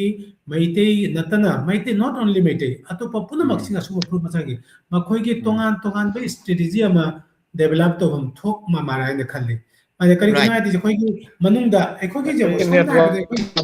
ꯃꯩꯇꯩ ꯃꯤꯁꯤꯡꯁꯤ ꯌꯥꯝꯅ ꯂꯤꯛꯄ ꯇꯥꯔꯁꯨ ꯑꯩꯈꯣꯏꯅ ꯍꯧꯖꯤꯛ ꯄꯟꯅꯤꯡꯕꯗꯤ ꯑꯩꯈꯣꯏꯒꯤ ꯃꯅꯨꯡꯗ ꯃꯩꯇꯩ ꯄꯥꯡꯒꯜꯗꯨꯁꯨ ꯑꯩꯈꯣꯏꯒꯤ ꯀꯩꯅꯣꯅꯤ ꯑꯗꯨ ꯑꯣꯏꯕꯗ ꯃꯩꯇꯩ ꯄꯥꯡꯒꯜ ꯃꯅꯨꯡꯗꯁꯨ ꯑꯩꯈꯣꯏꯒ ꯏꯁꯨꯁꯤ ꯑꯃꯠꯇꯅꯦꯕ ꯃꯈꯣꯏꯁꯨ ꯑꯗꯨꯃꯥꯏꯅ ꯌꯥꯝꯅ ꯗꯦꯕꯂꯞ ꯑꯣꯏꯕ ꯅꯠꯇꯦꯕ ꯑꯩꯈꯣꯏꯒꯤ ꯃꯩꯇꯩ ꯄꯥꯡꯒꯜ ꯏꯆꯤꯟ ꯏꯅꯥꯎꯁꯤꯡ ꯂꯩꯔꯤ ꯃꯩꯇꯩ ꯂꯩꯔꯤ ꯑꯩꯈꯣꯏ ꯃꯅꯨꯡꯗ ꯑꯦꯗꯃꯤꯅꯤꯁꯇ꯭ꯔꯦꯁꯟꯗ ꯂꯩꯕ ꯃꯌꯥꯝ ꯂꯩꯔꯦꯕ ꯃꯌꯥꯝꯁꯤꯒꯁꯨ ꯑꯩꯈꯣꯏ ꯄꯨꯜꯂꯦ ꯍꯥꯏꯅꯔꯒꯁꯨ ꯑꯩꯈꯣꯏꯒꯤ ꯃꯌꯥꯝꯁꯦ ꯇꯥꯟꯅꯔꯒ ꯑꯩꯈꯣꯏꯒꯤꯁꯦ ꯀꯅꯥꯒꯤ ꯀꯔꯝꯕ ꯃꯐꯝꯗ ꯀꯔꯝꯕ ꯒꯦꯞ ꯂꯩꯔꯤꯕ ꯀꯔꯝꯍꯥꯏꯅ ꯇꯧꯔꯒ ꯀꯔꯝꯕꯗ ꯃꯐꯝꯗ ꯆꯪꯉꯒ ꯀꯔꯤꯒꯤꯅꯣ ꯍꯥꯏꯔꯗꯤ ꯍꯧꯖꯤꯛꯇꯤ ꯑꯩꯈꯣꯏꯒꯤ ꯄꯥꯡꯒꯜ ꯏꯆꯤꯟ ꯏꯅꯥꯎꯁꯤꯡꯗꯁꯨ ꯌꯥꯝꯅ ꯃꯐꯝ ꯆꯥꯅ ꯌꯥꯝꯅ ꯊꯥꯛ ꯋꯥꯡꯅ ꯊꯕꯛ ꯇꯧꯕ ꯌꯥꯎꯔꯦ ꯃꯩꯇꯩ ꯃꯅꯨꯡꯗꯁꯨ ꯌꯥꯎꯔꯤ ꯑꯗꯨꯅ ꯑꯩꯈꯣꯏꯒꯤ ꯃꯅꯨꯡꯗ ꯌꯨꯅꯤꯇꯤ ꯑꯃ ꯄꯣꯔꯛꯑꯦ ꯍꯥꯏꯅꯔꯒ ꯑꯩꯈꯣꯏꯒꯤ ꯀꯔꯝꯕ ꯃꯐꯝꯗ ꯀꯅꯥꯅ ꯀꯔꯝꯕ ꯃꯐꯝꯗ ꯊꯕꯛꯁꯤ ꯁꯨꯖꯟꯕ ꯌꯥꯕ ꯀꯅꯥꯒꯤ ꯅꯦꯠꯋꯥꯔꯛ ꯀꯅꯥꯒꯤ ꯃꯇꯦꯡ ꯂꯧꯔꯦ ꯍꯥꯏꯅꯔꯒꯁꯨ ꯑꯩꯈꯣꯏꯒꯤ ꯃꯅꯨꯡꯗ ꯑꯁꯤꯒꯤ ꯊꯕꯛꯁꯤ ꯑꯣꯏꯕ ꯌꯥꯕ ꯑꯁꯤꯁꯦ ꯑꯩꯈꯣꯏꯒꯤ ꯃꯅꯨꯡꯗ ꯇꯥꯟꯅꯐꯝ ꯑꯃ ꯊꯣꯛ ꯃꯥꯜꯂꯦ ꯍꯥꯏꯅ ꯈꯜꯂꯤ ꯑꯃꯁꯨꯡ ꯑꯩꯈꯣꯏꯒꯤ ꯁꯣꯔꯠ ꯇꯔꯝ ꯑꯃꯁꯨꯡ ꯂꯣꯡ ꯇꯔꯝ ꯑꯃ ꯏꯁꯇ꯭ꯔꯦꯇꯦꯖꯤ ꯗꯦꯕꯂꯞ ꯇꯧꯕ ꯇꯥꯔꯗꯤ ꯑꯩꯈꯣꯏꯒꯤ ꯃꯥꯡꯗ ꯄ꯭ꯂꯥꯟ ꯂꯩꯇꯕ ꯇꯥꯔꯗꯤ ꯑꯩꯒꯤ ꯃꯥꯡꯗ ꯇꯥꯔꯒꯦꯠ ꯂꯩꯇꯕ ꯇꯥꯔꯗꯤ ꯑꯩ ꯀꯔꯝꯍꯥꯏꯅ ꯑꯩ ꯊꯕꯛꯇꯨ ꯄꯥꯏꯈꯠꯄ ꯊꯕꯛꯇꯨ ꯁꯨꯕꯗ ꯑꯩ ꯏꯟꯁꯄꯥꯌꯔഡ് ꯑꯣꯏꯔꯣꯏꯕ ꯑꯩꯒꯤ ꯃꯥꯡꯗ ꯇꯥꯔꯒꯦꯠ ꯑꯃ ꯂꯩꯕꯗ ꯑꯩ ꯑꯁꯤꯒꯤ ꯁꯦꯟꯇꯔꯁꯤꯒ ꯑꯩ ꯁꯨꯡꯁꯣꯏ ꯁꯣꯏꯗꯅ ꯌꯧꯗꯣꯔꯤꯅꯤ ꯑꯩ ꯆꯍꯤ 3ꯒꯤ ꯃꯅꯨꯡꯗ ꯑꯁꯤꯒꯤ ꯇꯥꯔꯒꯦꯠꯁꯤ ꯑꯩ ꯐꯤꯜ ꯑꯞ ꯇꯧꯗꯣꯔꯤꯅꯤ ꯑꯩꯒꯤ ꯃꯅꯨꯡꯗ ꯄ꯭ꯂꯥꯟ ꯑꯃ ꯂꯩꯕ ꯇꯥꯔꯗꯤ ꯑꯩꯒꯤ ꯏꯁꯥꯗ ꯑꯣꯇꯣꯃꯦꯇꯤꯛ ꯏꯟꯁꯄꯥꯌꯔഡ് ꯑꯣꯏꯔꯛꯇꯣꯔꯤꯅꯦꯕ ꯑꯗꯨꯅ ꯑꯩꯈꯣꯏꯒꯤ ꯃꯥꯡꯗ ꯄ꯭ꯂꯥꯟ ꯑꯃ ꯂꯩꯇꯕꯅꯤꯅ ꯃꯥꯡꯗ ꯀꯔꯤꯒꯨꯝꯕ ꯎꯌꯨꯡ ꯑꯃ ꯂꯩꯕ ꯇꯥꯔꯗꯤ ꯑꯩ ꯍꯌꯦꯡꯒꯤ ꯃꯅꯨꯡꯗ ꯑꯁꯤꯒꯤ ꯎꯌꯨꯡꯁꯦ ꯑꯩꯅ ꯌꯨꯡꯉꯤꯕ ꯎꯌꯨꯡꯁꯦ ꯑꯁꯤꯒꯤ ꯃꯐꯝꯁꯤꯒ ꯑꯩ ꯁꯨꯡꯁꯣꯏ ꯁꯣꯏꯗꯅ ꯌꯧꯗꯣꯔꯤꯕꯅꯤ ꯑꯗꯨꯒꯨꯝꯕ ꯄ꯭ꯂꯥꯟ ꯑꯃ ꯂꯩꯕ ꯇꯥꯔꯗꯤ ꯑꯩꯒꯤ ꯋꯥꯈꯜꯗꯁꯨ ꯑꯩꯈꯣꯏꯒꯤ ꯃꯩꯇꯩꯒꯤꯁꯦ ꯑꯩꯈꯣꯏ ꯒꯦꯞ ꯈꯔ ꯂꯩꯔꯤꯁꯤꯡꯁꯦ ꯇꯞꯅ ꯇꯞꯅ ꯑꯣꯏꯕ ꯇꯥꯔꯁꯨ ꯈꯔ ꯑꯣꯏꯕ ꯇꯥꯔꯁꯨ ꯃꯥꯡꯗ ꯀꯥꯈꯠꯄ ꯌꯥꯒꯅꯤ ꯍꯥꯏꯅ ꯈꯜꯂꯤ ꯑꯗꯨꯒ ꯑꯩꯅ ꯍꯧꯖꯤꯛ ꯎꯕꯗꯗꯤ ꯑꯩꯈꯣꯏꯒꯤ ꯃꯩꯇꯩꯒꯤ ꯃꯌꯥꯝ ꯑꯃ ꯏꯟꯗꯦꯛꯁ ꯃꯌꯥꯝꯗ ꯃꯌꯥꯝ ꯈꯔꯗ ꯂꯥꯏꯔꯤꯛ ꯂꯥꯏꯁꯨꯗ ꯍꯦꯟꯕ ꯇꯥꯔꯁꯨ ꯑꯃꯗ ꯍꯦꯟꯕ ꯇꯥꯔꯁꯨ ꯏꯟꯗꯦꯛꯁ ꯑꯇꯩ ꯃꯌꯥꯝꯗꯁꯨ ꯑꯩꯈꯣꯏꯒꯤ ꯀꯨꯝꯊꯔꯛꯄ ꯑꯩ ꯎꯏꯌꯦꯕ ꯑꯁꯤ ꯑꯩꯒꯤ ꯋꯥꯈꯜꯗꯗꯤ ꯃꯌꯥꯝꯁꯨ ꯀꯩꯅꯣ ꯇꯧꯔꯝꯕ ꯌꯥꯏ ꯍꯧꯖꯤꯛ ꯁꯝꯅ ꯍꯥꯏꯔꯕꯗ ꯌꯦꯡꯉꯨ ꯑꯩꯈꯣꯏꯒꯤ ꯃꯩꯇꯩꯒꯤ ꯃꯅꯨꯡꯗ ꯂꯧꯔꯤꯁꯤꯡꯁꯦ ꯌꯥꯝꯅ ꯂꯤꯛꯊꯔꯛꯑꯦ ꯍꯥꯟꯅꯗꯒꯤ ꯍꯥꯟꯅ ꯑꯩꯈꯣꯏꯒꯤ ꯃꯌꯥꯝ ꯑꯃ ꯂꯧꯔꯤꯁꯤꯡꯁꯦ ꯍꯧꯖꯤꯛ ꯂꯧꯁꯤꯡ ꯃꯌꯥꯝ ꯑꯃ ꯇꯥꯡꯉꯦ ꯍꯧꯖꯤꯛ ꯑꯩꯈꯣꯏꯅ ꯃꯩꯇꯩꯁꯤꯡꯅ ꯍꯣꯡꯕ ꯃꯇꯝꯗ ꯄꯨꯝꯅꯃꯛ ꯌꯣꯟꯊꯣꯛꯈ꯭ꯔꯦ ꯂꯧꯔꯤꯁꯤꯡꯁꯦ ꯍꯧꯖꯤꯛ ꯂꯧꯔꯤꯁꯤꯡꯁꯦ ꯍꯧꯖꯤꯛ ꯄꯤꯛꯁꯜꯂꯦ ꯑꯁꯤꯒꯤ ꯄꯣꯠꯁꯤ ꯁꯤꯂꯦꯠꯇ ꯍꯥꯟꯅ ꯁꯤꯂꯦꯠ ꯈꯨꯟꯖꯥ ꯃꯌꯥꯝꯁꯤꯡꯗ ꯑꯁꯤꯒꯤ ꯏꯔꯥꯡꯁꯤ ꯍꯧꯔꯛꯄꯁꯤ ꯃꯌꯥꯝ ꯑꯃꯁꯨ ꯑꯩꯈꯣꯏ ꯉꯁꯤꯗꯒꯤ ꯆꯍꯤ 5 ꯑꯃ 10 ꯑꯃ ꯃꯥꯡꯗꯒꯤ ꯑꯁꯤ ꯑꯩꯈꯣꯏꯒꯤ ꯃꯩꯇꯩꯅ ꯀꯣꯟꯕ ꯂꯝꯁꯤꯡꯁꯤ ꯂꯝ ꯇꯨꯒꯤ ꯇꯞꯅ ꯂꯤꯛꯊꯔꯛꯄ ꯍꯧꯔꯤ ꯍꯧꯖꯤꯛ ꯀꯩꯗꯧꯔꯤꯒꯦ ꯍꯥꯏꯕꯗ ꯑꯁꯤꯒꯤ ꯄꯣꯠꯁꯤ ꯚꯥꯅꯨꯕꯥꯁꯇ ꯑꯇꯣꯞꯄ ꯃꯐꯝꯗꯁꯨ ꯑꯁꯤꯒꯤ ꯂꯧꯔꯤ ꯆꯤꯡꯖꯥ ꯂꯤꯛꯊꯕꯁꯦ ꯑꯁꯤꯒꯤ ꯃꯃꯤꯁꯤꯁꯨ ꯑꯩꯈꯣꯏ ꯎꯕ ꯐꯪꯉꯦꯕ ꯑꯗꯨꯒ ꯂꯥꯏꯔꯤꯛ ꯂꯥꯏꯁꯨꯗꯤ ꯑꯃꯨꯛ ꯍꯥꯟꯅꯗꯒꯤ ꯄꯥꯔꯁꯦꯟꯇꯦꯖ ꯑꯃꯨꯛ ꯍꯦꯜꯂꯦ ꯑꯗꯨꯅ ꯑꯁꯤꯒꯤꯁꯦ ꯑꯩꯈꯣꯏꯒꯤ ꯃꯅꯨꯡꯗ ꯅꯍꯥꯔꯣꯟꯁꯤꯡꯁꯦ ꯑꯩꯈꯣꯏꯒꯤ ꯂꯥꯏꯔꯤꯛ ꯂꯥꯏꯁꯨ ꯍꯩꯕ ꯃꯌꯥꯝꯁꯤꯡꯁꯤ ꯀꯩꯅꯣ ꯇꯧꯔꯦ ꯑꯩꯈꯣꯏꯒꯤ ꯔꯤꯁꯥꯔꯆ ꯑꯃ ꯇꯧꯐꯝ ꯊꯣꯛ ꯃꯥꯜꯂꯦ ꯍꯥꯏꯅ ꯈꯜꯂꯤ ꯑꯩꯈꯣꯏ ꯀꯔꯝꯕ ꯏꯟꯗꯦꯛꯁꯇ ꯑꯩꯈꯣꯏ ꯀꯨꯝꯊꯔꯤꯕ ꯀꯔꯝꯕ ꯏꯟꯗꯦꯛꯁꯇ ꯑꯩꯈꯣꯏ ꯃꯊꯛꯇ ꯀꯥꯈꯠꯂꯤꯕ ꯑꯗꯨꯒ ꯀꯔꯤꯒꯤꯅꯣ ꯑꯁꯤ ꯀꯨꯝꯊꯔꯤꯁꯦ ꯀꯔꯤꯒꯤꯅꯣ ꯑꯁꯤ ꯀꯥꯈꯠꯂꯤꯁꯦ ꯑꯁꯤꯒꯤ ꯃꯇꯥꯡꯗ ꯔꯤꯁꯥꯔꯆ ꯇꯧꯕꯗ ꯃꯇꯦꯡ ꯄꯤꯕ ꯉꯝꯕꯁꯦ ꯑꯩꯈꯣꯏꯒꯤ ꯃꯩꯇꯩ ꯃꯅꯨꯡꯗ ꯃꯌꯥꯝ ꯑꯃ ꯊꯣꯛꯑꯦꯕ ꯑꯗꯨ ꯑꯩꯈꯣꯏꯅ ꯑꯩꯒꯤ ꯐꯤꯕꯝꯗꯣ ꯑꯩꯒꯤ ꯃꯥꯡꯗ ꯑꯩꯒꯤ ꯁꯛꯇꯝ ꯅꯨꯡꯁꯦꯟꯗ ꯎꯔꯤꯁꯦ ꯑꯁꯨꯃꯥꯏꯅ ꯇꯧꯅ ꯑꯩꯒꯤ ꯀꯣꯝꯃ꯭ꯌꯨꯅꯤꯇꯤꯒꯤ ꯁꯛꯇꯝ ꯑꯗꯣ ꯑꯗꯨꯃꯥꯏꯅ ꯔꯤꯁꯥꯔꯆ ꯑꯃ ꯇꯧꯕ ꯇꯥꯔꯗꯤ ꯑꯩꯒꯤ ꯃꯥꯏꯊꯣꯡꯗꯨ ꯎꯕ ꯇꯥꯔꯗꯤ ꯑꯩꯒꯤ ꯃꯥꯏꯊꯣꯡꯁꯤ ꯀꯔꯝꯕ ꯐꯤꯕꯝꯗ ꯂꯩꯔꯤꯕ ꯑꯁꯤ ꯎꯕ ꯐꯪꯒꯅꯦꯕ ꯑꯗꯨ ꯍꯧꯖꯤꯛ ꯑꯩꯈꯣꯏꯒꯤ ꯃꯩꯇꯩ ꯃꯅꯨꯡꯗ ꯑꯩꯈꯣꯏꯒꯤ ꯌꯥꯝꯅ ꯂꯥꯏꯔꯤꯛ ꯂꯥꯏꯁꯨ ꯍꯩꯕ ꯑꯩꯉꯣꯟꯗꯃꯛ ꯍꯪꯕ ꯇꯥꯔꯗꯤ ꯕꯪꯒ꯭ꯂꯥꯗꯦꯁꯇ ꯅꯪꯒꯤ ꯃꯩꯇꯩꯒꯤ ꯍꯧꯖꯤꯛ income के average से क्या नो ना है बता रही यहाँ पे नमो बांग्लादेश की मैते की population से सब क्या नो है बता रही यहाँ पे नमो मैते असीना एक की असी की मतंग दा जो की मनुंग दा data असी ले त्या मैते से लिखा बा community अमने अने missing ने अदुबो एक की मनुंग दा सब data से हाई बा एक की वाखंड जो कोई संस्थान क्या हम ले रही मोजु ना मोय एजु ना मो अदुना असिगी मतंग से अꯩꯅ ꯈꯪꯗꯕ ꯇꯥꯔꯗꯤ ꯑꯩꯒꯤ ꯗꯦꯕꯂꯞꯃꯦꯟꯁꯦ ꯑꯩꯅ ꯀꯃꯥꯏꯅ ꯇꯧꯗꯣꯔꯤꯅꯣ ꯑꯁꯤ ꯌꯥꯝꯅ ꯑꯋꯥꯕ ꯄꯣꯠꯅꯦꯕ ꯑꯗꯨꯅ ꯑꯩꯈꯣꯏꯒꯤ ꯃꯩꯇꯩ ꯃꯅꯨꯡꯗ ꯃꯩꯇꯩ ꯃꯅꯨꯡ ꯀꯝꯃ꯭ꯌꯨꯅꯤꯇꯤꯁꯦ ꯍꯧꯖꯤꯛ ꯍꯧꯖꯤꯛ ꯀꯔꯝꯕ ꯐꯤꯕꯝꯗ ꯂꯩꯔꯤꯕ ꯑꯁꯤꯒꯤꯁꯤ ꯌꯥꯝꯅ ꯁꯦꯡꯅ ꯈꯪꯕꯁꯦ ꯑꯍꯥꯟꯕꯗꯒꯤ ꯋꯥꯈꯜꯗ ꯑꯁꯤꯒꯤ ꯃꯊꯧ ꯌꯥꯝꯅ ꯇꯥꯏꯌꯦꯅ ꯈꯜꯂꯤ ꯑꯗꯨꯒꯤ ꯃꯈꯥꯗ ꯑꯩꯈꯣꯏ ꯃꯊꯪꯗ ꯊꯕꯛꯁꯤ ꯁꯨꯒꯠꯄ ꯇꯥꯔꯗꯤ Yes. ꯑꯗꯨ ꯇꯥꯔꯗꯤ ꯑꯗꯨꯒꯤ ꯆꯞ ꯆꯥꯕꯤꯁꯦ ꯑꯩꯈꯣꯏꯒꯤ ꯗꯥꯏꯒꯅꯣꯁꯤꯁꯅꯦ ꯑꯩꯅ ꯍꯥꯏꯁꯦ ꯑꯅꯥꯕꯁꯤ ꯗꯥꯏꯒꯅꯣꯁꯤꯁ ꯇꯧꯗꯅ ꯀꯔꯝꯍꯥꯏꯅ ꯀꯩꯅꯣ ꯇꯧꯒꯅꯤ ꯑꯩꯈꯣꯏ संस्थान ꯃꯌꯥꯝꯁꯦ ꯑꯩꯈꯣꯏꯒꯤ ꯃꯩꯇꯩꯒꯤ ꯗꯦꯕꯂꯞꯃꯦꯟ ꯀꯥꯏꯅ ꯁꯨꯅꯔꯤ ꯌꯥꯕ ꯑꯩꯈꯣꯏ ꯁꯨꯔꯤ ꯌꯥꯕ ꯃꯌꯥꯝ ꯄꯨꯝꯅꯃꯛ ꯑꯗꯨꯒ ꯑꯩꯈꯣꯏꯒꯤ ꯗꯥꯏꯒꯅꯣꯁꯤꯁ ꯇꯧꯗꯅ ꯍꯤꯗꯥꯛꯁꯦ ꯄꯪꯊꯥꯗ ꯊꯥꯕ ꯇꯥꯔꯗꯤ ꯑꯩꯒꯤ ꯀꯝꯃ꯭ꯌꯨꯅꯤꯇꯤꯗꯨ ꯑꯩꯒꯤ ꯑꯅꯥꯕꯗꯨ ꯆꯞ ꯆꯥꯕꯤꯗꯨ ꯐꯒꯗ꯭ꯔꯥ ꯐꯔꯣꯏꯗ꯭ꯔꯥ ꯑꯁꯤ ꯆꯪꯕꯗ ꯈꯤꯇꯪ ꯆꯤꯡꯅꯕ ꯑꯃ ꯆꯪꯉꯤ ꯑꯗꯨꯅ ꯗꯥꯏꯒꯅꯣꯁꯤꯁꯁꯤ ꯃꯌꯥꯝ ꯆꯪꯅ ꯇꯧꯐꯝ ꯑꯃ ꯊꯣꯛꯏ ꯍꯥꯏꯅ ꯈꯜꯂꯤ ꯑꯃꯁꯨꯡ ꯑꯁꯤꯒꯤ ꯃꯇꯥꯡꯗ ꯑꯩꯈꯣꯏꯒꯤ ꯅꯍꯥꯔꯣꯟꯁꯤꯡ ꯌꯨꯅꯤꯚꯔꯁꯤꯇꯤꯗ ꯇꯝꯕ ꯑꯃ ꯇꯧꯕ ꯃꯌꯥꯝꯁꯤꯡꯁꯤꯅꯁꯨ ꯃꯈꯣꯏꯁꯨ ꯀꯩꯅꯣ ꯇꯧꯕ ꯇꯥꯔꯗꯤ ꯑꯩꯈꯣꯏ ꯃꯌꯥꯝ ꯆꯪꯉꯦ ꯍꯥꯏꯅꯔꯒ ꯑꯁꯤꯒꯤꯁꯤ ꯈꯪꯕ ꯑꯃ ꯈꯪꯃꯤꯟꯅꯕ Yes, yamna chumba wafamni oja rakikanta khoi asyengbani khoi Bangladesh ta leiriba maitai sing sigi chapchabi data dagi hawrna ngasagi hariba information mayam sing sisu leitaba aduga lonana khoi gi manungda land assets sum noma no bugi ta tharakpa tawbadu education gi India sta budi khara haigat laga chu aduga khoi gi property haitare asida liktharakpa adai ngasagi hariba khoi gi aki tujungna hingbagi ko yamna ngasagi ton na hingba harise asigi feeling sisu lakpa asigumba negative impact mayam su lai asigi maram sisu thigana ma dunga sigi keno siga de khoi khudong chaw si lauba si ngamoy asigi maru oina socio economy gi batang si noma si khoi khana nei na jagani noma ta sunate sigi matang da khoi noma gi oiba sigi series one khoi discussion pangthok ke khalli adu hoji oja indrajit ta laksa ge oja indrajit ki net si kari gumba yara ga ding sai su awari du phajana su haiba ngam hoda khitang sum haibiu tare net si amna pat pat tatling ngasi di election gi oiba net si thingjan bra kainom tawre ba khoi se elakas okay hꯧꯖꯤꯛ ꯌꯥꯝꯅ ꯇꯥꯔꯦ ꯐꯖꯅ ꯇꯥꯔꯦ khara phare oja khara phare ꯑꯩꯗꯤ ꯃꯩꯇꯩꯒꯤ ꯐꯤꯕꯝꯁꯤ ꯂꯨꯏ ꯉꯁꯥꯏ ꯏꯟꯗꯦꯛꯁꯁꯨ ꯍꯥꯏꯔꯣ data ꯂꯩꯁꯨ ꯍꯥꯏꯔꯣ ꯑꯃꯁꯨ ꯍꯥꯏꯔꯣ ꯑꯗꯨꯒꯩꯗꯤ ꯂꯥꯏꯔꯤꯛ ꯍꯩꯕꯒꯤ ꯃꯁꯤꯡ ꯍꯦꯟꯒꯠꯂꯦ ꯍꯥꯏꯅꯁꯨ ꯂꯧꯔꯣ ꯊꯕꯛ ꯇꯧꯕꯒꯤ ꯆꯥꯡꯁꯨ ꯍꯦꯟꯒꯠꯂꯦ ꯍꯥꯏꯅꯁꯨ ꯂꯧꯔꯣ ꯑꯩꯈꯣꯏꯅ ꯉꯁꯥꯏꯒꯤ ꯂꯝ ꯇꯨ ꯂꯩꯁꯜꯂꯛꯇ꯭ꯔꯦ ꯍꯥꯏꯅꯁꯨ ꯂꯧꯔꯁꯤ ꯂꯣꯏ ꯂꯧꯔꯁꯤ ꯂꯧꯔꯤꯁꯤ ꯀꯔꯤꯒꯤꯅꯣ ꯑꯩꯈꯣꯏ ꯂꯝ ꯂꯩꯔꯁꯨ ꯑꯩꯈꯣꯏ ꯉꯥꯛ ꯉꯝꯗ꯭ꯔꯦ ꯉꯁꯥꯏꯒꯤꯗꯤ ꯄꯣꯄꯨꯂꯦꯁꯟꯁꯤ ꯃꯣꯏ ꯍꯦꯟꯒꯠꯂꯛꯏꯑꯕ ꯑꯩꯈꯣꯏ ꯅꯥꯛ ꯌꯦꯠꯇ ꯂꯩꯔꯤꯁꯦ ꯁꯔꯥꯎꯟꯗꯤꯡꯁꯤ ꯃꯣꯏꯅ ꯑꯗꯨꯝ ꯁꯟꯗꯣꯔꯛꯏꯑꯕ ꯑꯩꯈꯣꯏꯅ ꯅꯣꯡꯃꯩ ꯃꯤꯁꯤꯡ ꯂꯤꯛꯄ ꯆꯌꯥꯝ ꯄꯣꯛꯑꯒ ꯂꯥꯏꯔꯕ ꯇꯥꯜꯂꯤ ꯍꯥꯏꯕ ꯑꯩꯈꯣꯏꯗ ꯊꯤꯑꯣꯔꯤ ꯑꯃꯒ ꯆꯪꯈꯤꯅ ꯑꯗꯨꯒꯤ ꯄꯣꯠꯇꯨ ꯑꯩꯈꯣꯏ ꯃꯤꯁꯤꯡꯁꯤ ꯁꯨꯡꯍꯦꯟ ꯍꯦꯟꯒꯠꯂꯨ ꯌꯥꯗ꯭ꯔꯦ ꯑꯁꯤ ꯑꯩꯈꯣꯏꯒꯤꯗꯁꯨ ꯅꯠꯇꯦ ꯃꯩꯇꯩꯅ ꯇꯥꯕ ꯂꯝ ꯄꯨꯝꯅꯃꯛꯇ ꯑꯩꯈꯣꯏꯗ ꯆꯥꯗꯥ ꯅꯥꯗꯥ ꯆꯥꯎꯊꯣꯛꯄ ꯂꯩꯇꯦ ꯑꯃꯨꯛꯇꯪ ꯍꯥꯏꯌꯣ ꯃꯤ ꯃꯆꯥ ꯅꯤꯄꯥꯟ ꯄꯣꯛꯏ ꯍꯥꯏꯕ ꯃꯤ ꯂꯩꯇ꯭ꯔꯦꯕ ꯍꯧꯖꯤꯛ ꯑꯁꯤꯒꯤ ꯑꯦꯋꯥꯔꯅꯦꯁꯁꯤ ꯀꯅꯥ ꯄꯤꯗꯣꯏꯅꯣ ꯁꯤ ꯄꯣꯠꯁꯤ ꯑꯗꯨꯒꯩꯗꯤ ꯑꯩꯈꯣꯏ ꯍꯧꯖꯤꯛ ꯑꯩꯅ ꯍꯥꯏꯗꯣ ꯂꯣꯀꯦꯜ ꯒꯣꯚꯔꯟꯃꯦꯟꯗ ꯑꯩꯈꯣꯏꯒꯤ ꯄ꯭ꯔꯣꯇꯤꯅꯤꯇꯤ ꯂꯩꯇ꯭ꯔꯗꯤ ꯀꯔꯤ ꯍꯥꯏ ꯁꯦꯝꯒꯠꯀꯅꯤ ꯁꯤ ꯄꯣꯠꯁꯦ ꯂꯣꯀꯦꯜ ꯄ꯭ꯔꯣꯇꯤꯅꯤꯇꯤ ꯑꯣꯏꯌꯨ ꯍꯥꯏꯅ ꯑꯣꯔꯒꯅꯥꯏꯖꯦꯁꯟ ꯃꯌꯥꯝꯅ ꯁꯧꯒꯠꯅꯁꯨ ꯌꯥꯔꯣꯏ ꯁꯤ ꯄꯣꯠꯁꯦ ꯁꯝꯅ ꯍꯥꯏꯔꯕꯗ ꯑꯩꯈꯣꯏꯗ ꯔꯥꯖꯅꯤꯇꯤꯒꯤ ꯑꯣꯏꯕ ꯑꯩꯈꯣꯏꯗ ꯋꯥꯈꯜ ꯑꯃꯁꯨ ꯆꯦꯟꯗꯦ ꯆꯦꯜꯂꯤꯁꯤ ꯆꯦꯜꯂꯝꯃꯤꯗꯨꯁꯨ ꯂꯩꯇ꯭ꯔꯦ ꯑꯗꯨꯒ ꯍꯧꯖꯤꯛ ꯂꯩꯔꯛꯏꯅ ꯍꯧꯖꯤꯛ ꯑꯣꯏꯔꯤꯕ ꯐꯤꯕꯝꯁꯤꯒ ꯍꯟꯗꯛ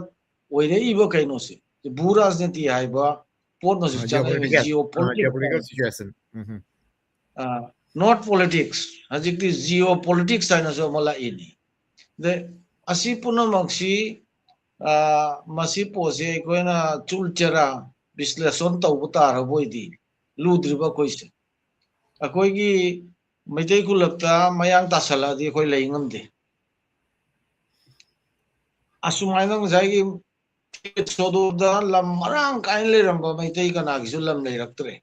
ꯂꯝꯗꯨ ꯉꯥꯛ ꯉꯝꯗ꯭ꯔꯦ ꯑꯩꯒꯤꯁꯤꯒ ꯃꯌꯥꯡꯁꯤꯡ ꯂꯥꯛꯅ ꯍꯧꯖꯤꯛ ꯁꯟꯅꯤꯔꯣꯏ ꯁꯦꯜꯂꯗꯤ ꯑꯩꯈꯣꯏ ꯏꯅꯥꯛꯇ ꯂꯥꯛꯅ ꯍꯥꯟꯅ ꯑꯩꯈꯣꯏꯅ ꯃꯣꯏ ꯃꯌꯥꯡ ꯈꯨꯜꯂꯛꯇ ꯊꯥꯗꯣꯛꯑꯝꯃꯤ परिवर्तन दी मयामा अवोन मदी मयामा लाई सी अवोन मसी का यानन चतुरुदु अकोय दो दी कनानो आई है दो आई की लोकल गवर्नमेंट दो स्थानीय सरकार दा कोई मेंबर में होंग लेती ngasai hai khoi pangani chinaw khoi jane moi di political person le moi du mi thoi moi gi khoi gi lagi hai di kangu de su khoi political person ji thu wa ya de political person ai si adum hai sing na siam ga ta thok pon na te num tam na gradually ma oi raga politics wa jaw ko la ga na wa man oi ni adu mai jaw ko mi am hong leitre leiram ba khara duna hanu oi re moi du Hanoi na tokre matam na dum tawraga ngai hari ba chairman leirami member leirami matam da selector t congestor chairman oirami Pakistan amol gi wari ni khoi ju houde pa phangdi phang na t congestor du Bangladesh Manipur Sahitya Sangathon gi sabhapati oirami atai kadai da lei maitai protinidhi leiram hojik ta kaino da lei chatok ta Maitai no pijum mo no tani le ri maitai gi adu edu ma se member amani nupi member amalai that's important ngasai hai do machine ya banate mitai gi manungi leader na tab mafam dugi community gi natabida mafam dugi leadership na trek mafam dugi ona thabak suppose ai kano da komol gons na bhanuwas ta le bhanuwas gi maitai khakta gi natana mafam du da le ba mayam gi luching ba ma oining bagi wakhalon ma khoi da polak patai sai khoi ka sunatre khoi mitai ni ai karim tawngam jaina adumana le badi natab so aina lady mafam da ai lady ba isinao mayang oisanu natragri akhoi gi atopa hindu oisanu atopa mayam le na chaba tea garden da kano le moi kano sing le tea garden da leiba mayam chu makhan gi kano le so ngasi oja lakhi ka do na tari somai na ngasai gi khoi ai maitai khakta gi tawbagi wakhan natabida lady mafam du gi mayam goina khallaga mayam gi manung du ga ai ama kana guma oi gi ba khanbagi wakhan je maitai da wasalak I basi asigi si na ne ngasai gi monodot akhoi gi kano da brain natran akhoi wakhalon da awon ba ma productor di suja jaroi na ai wakhan da ni ko aji adu har ta ji NGO si maitai gi manung da ekmatro byakti si lokhikanto ne bo ek do ai na akhoi na maitai na masak khangdre ek do taw jam la khanbi adu ek do si ma maitai ni ma ek do atai community mayam ga tauna kaino ga DC ga aduga adaga phagnabagi ma ki khudong jaba leiri do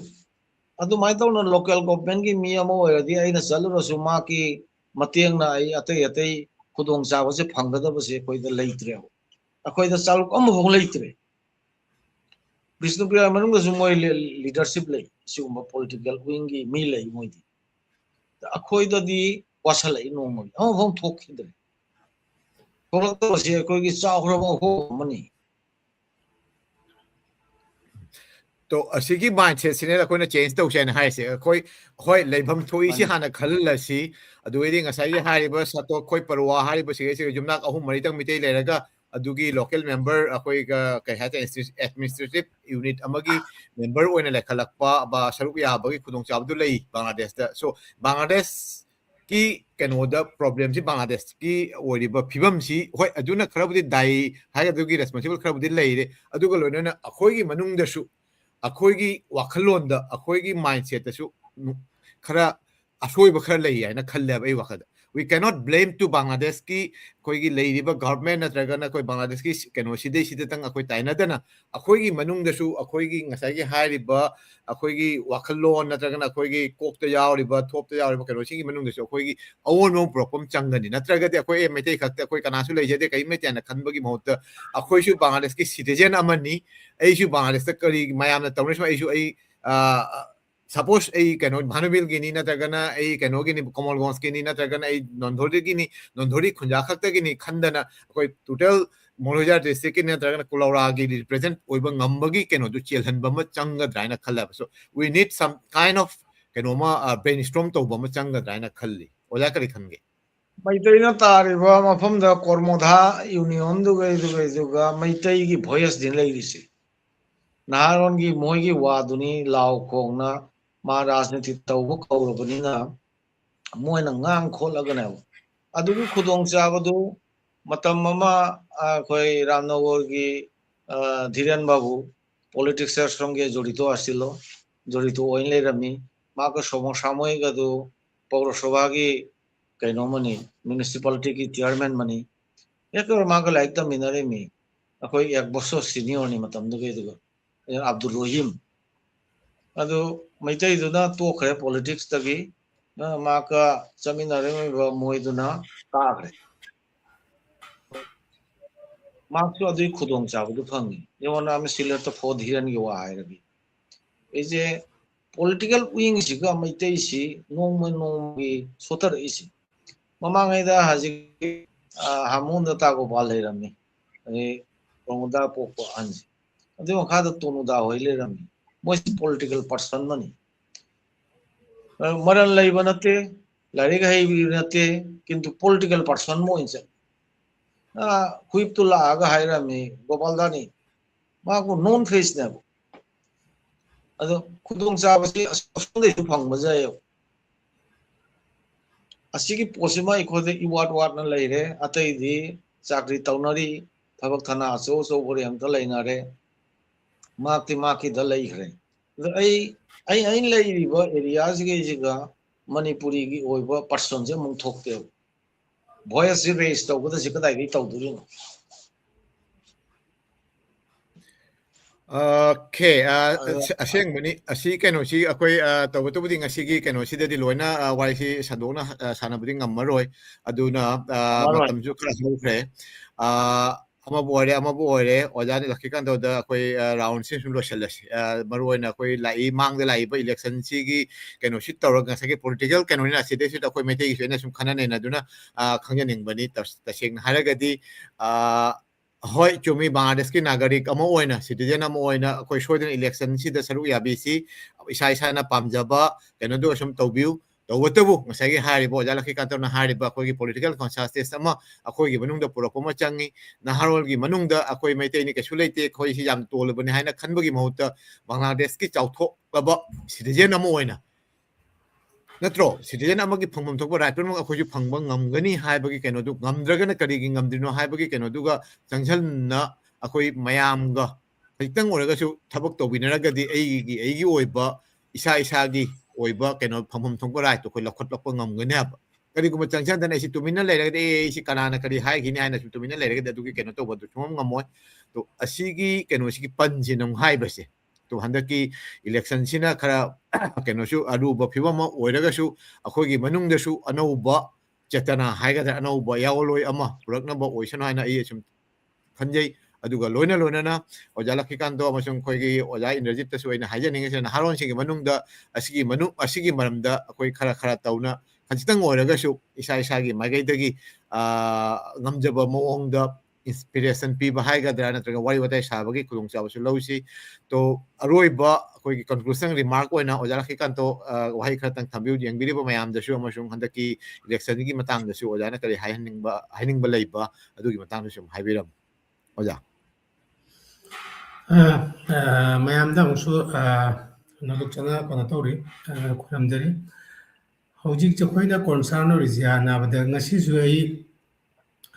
ꯖꯔꯅꯥꯂꯤꯁ ꯈꯔꯒ ꯋꯥꯔꯤ ꯁꯥꯟꯅꯩ ꯋꯥꯔꯤ ꯁꯥꯟꯅꯕꯁꯤꯒ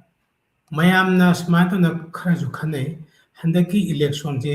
12 ꯐꯦꯕ꯭ꯔꯨꯋꯥꯔꯤꯒꯤ ꯏꯂꯦꯛꯁꯟꯁꯤ ꯑꯁꯨꯃꯥꯏꯅꯁꯨ ꯑꯣꯏꯕ ꯌꯥꯏ J ꯏꯂꯦꯛꯁꯟꯒꯤ ꯅꯨꯃꯤꯠꯇ ꯑꯩꯈꯣꯏꯒꯤ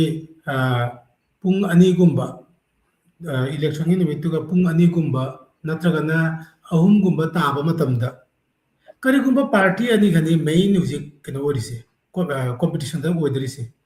मोय अनीमक्सिना खनली मोय अनीमक्सि नमगनेना विन तोगनेना करिगुंबा मयामना सेजिगा जखोगी कॉन्साइ पॉलिटिकली जरा जामना कनो ओइबा मोयसिंगना खल्ली करी ना नाबदा हुजि अच्छे अचुंबो बजाय चुमदबसु बजाय जस्ट एग्जाम्पशन जे करिगुंबा पार्टी अमना खल्ले एजी असिगेजिगा विन तोबा नमरोयाना अदु बतारादी पुंग अनीगुंबा अहुमगुंबदा मा बॉयकॉट तोबा जाय इलेक्शन तोरोयाना असे पार्टी अनीमक ओइबा जाय अदु बतारादी बांग्लादेश ता जामना अचुबा इरांग अमा होबगी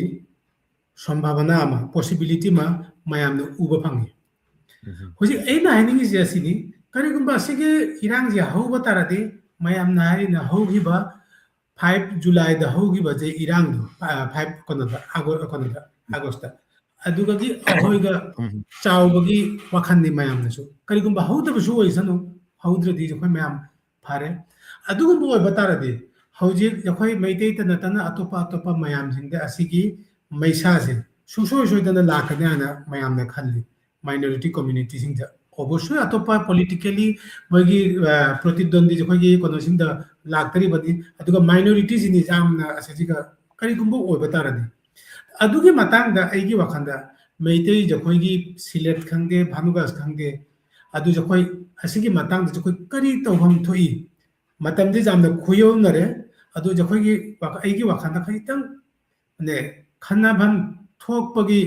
ꯊꯣꯛꯄ ꯍꯥꯏꯗꯤ ꯈꯟꯅꯐꯝ ꯌꯥꯝꯅ ꯃꯔꯨ ꯑꯣꯏꯅ ꯁꯤ ꯌꯥꯝꯅ ꯏꯝꯄꯣꯔꯇꯦꯟ ꯍꯥꯏꯅ ꯈꯜꯂꯤ ꯑꯗꯨꯒꯤ ꯃꯇꯥꯡꯗꯁꯨ ꯑꯩꯈꯣꯏ ꯀꯔꯝꯕ ꯐꯤꯕꯝꯗ ꯀꯔꯝꯕ ꯏꯁꯇ꯭ꯔꯦꯇꯦꯖꯤ ꯂꯧꯐꯝ ꯊꯣꯛꯏ ꯍꯥꯏꯅ ꯀꯩꯒꯤꯅꯣ ꯍꯥꯏꯔꯗꯤ ꯍꯧꯖꯤꯛꯁꯨ ꯉꯥꯏꯍꯥꯛ ꯃꯥꯡꯗ ꯑꯩꯈꯣꯏꯒꯤ ꯑꯣꯖꯥ ꯏꯟꯗ꯭ꯔꯖꯤꯠꯅ ꯍꯥꯏꯕꯤꯈ꯭ꯔꯦ ꯍꯧꯖꯤꯛ ꯕꯪꯒ꯭ꯂꯥꯗꯦꯁꯇ ꯍꯥꯟꯅꯗꯤ ꯃꯌꯥꯝ ꯑꯃ ꯂꯩꯔꯝꯃꯤ ꯃꯩꯇꯩ ꯑꯃ ꯀꯩꯅꯣ ꯎꯕꯗ ꯑꯩꯈꯣꯏꯒꯤ ꯍꯧꯖꯤꯛ ꯀꯩꯅꯣꯅ ꯑꯣꯖꯥ ꯈꯣꯏꯔꯣꯝ ꯏꯟꯗ꯭ꯔꯖꯤꯠꯅ ꯍꯥꯏꯔꯤꯗꯨꯅꯤ ꯑꯥꯗꯝꯄꯨꯔ ꯕꯖꯥꯔꯗ ꯃꯇꯝ ꯑꯃꯗ ꯀꯔꯤꯒꯨꯝꯕ ꯑꯃ ꯏꯔꯥꯡ ꯊꯣꯛꯄ ꯇꯥꯔꯗꯤ ꯑꯩꯈꯣꯏꯒꯤ ꯃꯃꯥ ꯒꯣꯄꯥꯜ ꯍꯣꯏ ꯅꯠꯇ꯭ꯔꯒꯅ ꯑꯣꯖꯥ ꯇꯣꯅꯨꯕꯥꯕꯨ ꯍꯣꯏ ꯊꯣꯛꯑꯦ ꯍꯥꯏꯅ ꯑꯦ ꯀꯔꯝꯍꯥꯏꯅ ꯇꯧꯔꯤꯅꯣ ꯑꯩꯈꯣꯏ ꯌꯦꯡꯒꯅꯤ ꯍꯟꯅ ꯍꯥꯏꯔꯒ ꯃꯌꯥꯝ ꯏꯪꯊꯅꯩꯌꯦꯕ ꯍꯧꯖꯤꯛ ꯑꯩꯈꯣꯏꯒꯤ ꯖꯨꯝ ꯑꯃꯗ ꯃꯩꯇꯩ ꯑꯃꯗ ꯑꯦꯇꯥꯛ ꯇꯧꯕꯗ ꯀꯔꯝꯕ ꯂꯤꯗꯔ ꯂꯩ ꯍꯧꯖꯤꯛ ꯕꯪꯒ꯭ꯂꯥꯗꯦꯁꯇ ꯆꯠꯂꯦꯅ ꯍꯥꯏꯔꯒ ꯃꯌꯥꯝꯅ ꯌꯥꯒꯗꯕ ꯁꯄꯣꯖ ꯑꯩ ꯍꯥꯏꯒꯦ ꯑꯩꯈꯣꯏꯒꯤ ꯀꯩꯅꯣꯗꯗꯤ ꯍꯤꯜ ꯇ꯭ꯔꯦꯛꯇ ꯆꯠꯂꯗꯤ ꯅꯦꯁꯅꯦꯜ ꯏꯁꯨꯗꯁꯨ ꯑꯁꯤꯃ ꯇꯧꯕ ꯇꯥꯔꯗꯤ ꯔꯥꯖꯥ ꯗꯦꯕꯥꯁꯤꯁꯅ ꯍꯥꯏꯕ ꯉꯝꯃꯤ ꯑꯁꯤ ꯑꯩꯅ ꯌꯦꯡꯒꯅꯤ ꯍꯥꯏꯅ ꯑꯗꯨꯑꯣꯏꯗꯤ ꯔꯥꯖꯥ ꯗꯦꯕꯥꯁꯤꯁ ꯃꯥꯒꯤ ꯀꯝꯃ꯭ꯌꯨꯅꯤꯇꯤꯗꯨ ꯃꯥ ꯄ꯭ꯔꯣꯇꯦꯛ ꯇꯧꯕ ꯉꯝꯃꯤ ꯍꯥꯏꯕ ꯑꯗꯣ ꯑꯩꯈꯣꯏꯒꯤ ꯃꯩꯇꯩꯒꯤꯗꯃꯛ ꯍꯧꯖꯤꯛ ꯑꯗꯨꯒꯨꯝꯕ ꯂꯤꯗꯔ ꯑꯃꯁꯨ ꯑꯩꯈꯣꯏꯒꯤ ꯃꯥꯡꯕ ꯃꯩꯇꯩꯕꯨ ꯉꯥꯛꯀꯗꯕ ꯀꯩꯅꯣ ꯇꯧꯅ ꯑꯗꯨꯒꯨꯝꯕ ꯃꯩꯇꯩꯁꯤ ꯂꯩꯇꯦꯕ ꯑꯗꯨ ꯑꯣꯏꯕ ꯇꯥꯔꯗꯤ ꯑꯩꯈꯣꯏꯒꯤ ꯃꯅꯨꯡꯗ ꯃꯩꯇꯩ ꯑꯃ ꯑꯁꯤꯒꯨꯝꯕ ꯃꯤ ꯑꯃ ꯊꯣꯛꯄ ꯍꯥꯏꯁꯦ ꯁꯤ ꯌꯥꯝꯅ ꯑꯩꯈꯣꯏꯒꯤ ꯇꯉꯥꯏ ꯐꯗ꯭ꯔꯕꯅꯤ ꯑꯗꯨꯒ ꯂꯣꯏꯅꯅ ꯍꯧꯖꯤꯛꯀꯤ ꯂꯥꯛꯏꯕ ꯍꯧꯖꯤꯛ ꯍꯥꯏꯔꯤꯕ ꯏꯂꯦꯛꯁꯟꯁꯦ ꯖꯦꯅꯔꯦꯜ ꯏꯂꯦꯛꯁꯟꯁꯤꯒ ꯀꯔꯤꯒꯨꯝꯕ ꯏꯔꯥꯡ ꯍꯧꯕ ꯇꯥꯔꯗꯤ ꯁꯤꯂꯦꯠ ꯈꯪꯗꯦ ꯚꯥꯅꯨꯒꯥꯁ ꯈꯪꯗꯦ ꯑꯩꯈꯣꯏ ꯀꯔꯤ ꯍꯥꯏꯅ ꯇꯧꯔꯒ ꯁꯤꯒꯤ ꯁꯦꯐ ꯁꯥꯏꯠꯇ ꯂꯩꯕ ꯖꯥꯒꯦ ꯑꯁꯤꯁꯦ ꯑꯩꯈꯣꯏꯒꯤ ꯂꯩꯕꯤꯔꯤꯕ ꯃꯐꯝꯗ ꯂꯩꯕꯤꯔꯤꯕ ꯂꯤꯗꯔ ꯃꯌꯥꯝꯁꯤꯡꯗ ꯑꯩ ꯑꯃꯨꯛꯇꯪ ꯑꯁꯤꯒꯤ ꯃꯇꯥꯡꯗ ꯑꯃꯨꯛꯇꯪ ꯈꯟꯅꯕꯒꯤꯗꯃꯛ ꯑꯩ ꯅꯤꯡꯁꯤꯡꯖꯔꯤ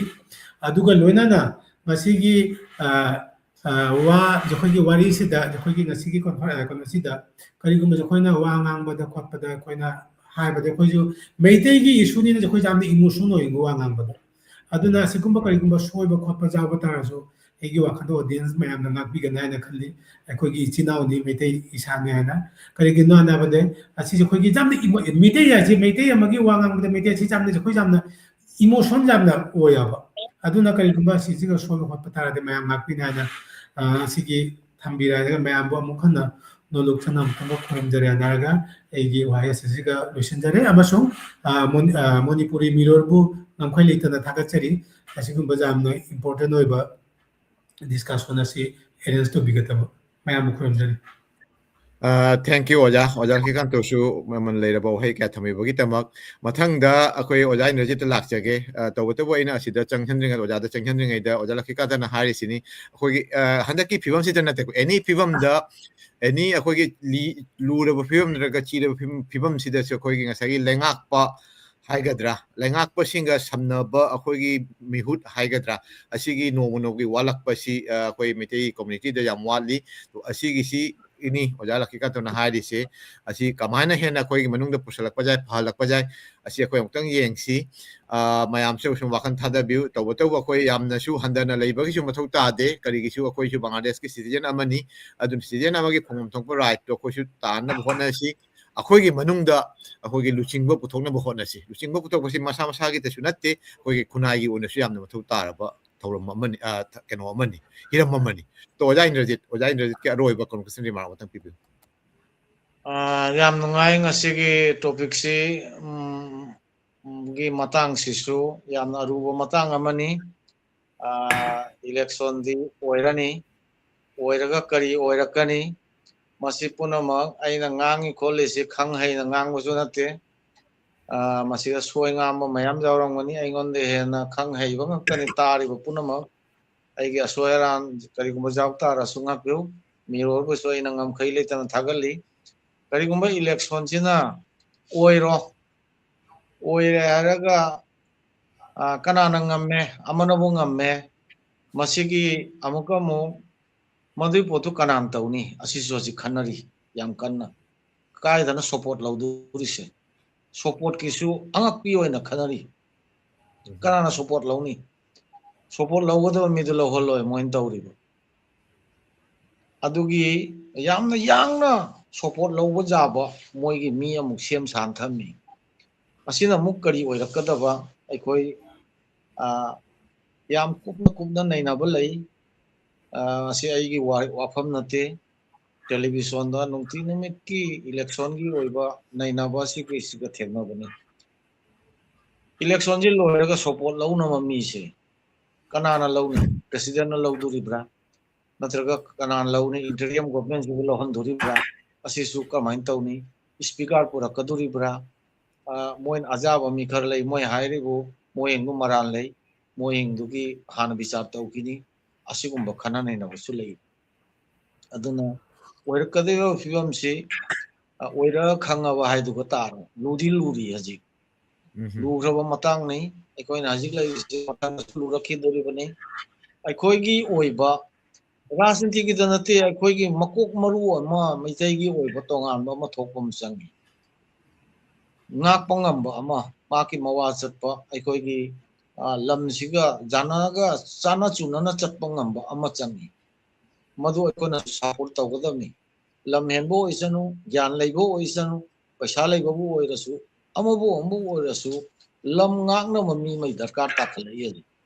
माना ngangbe हे aina yengani harise asigum mami मै दरकार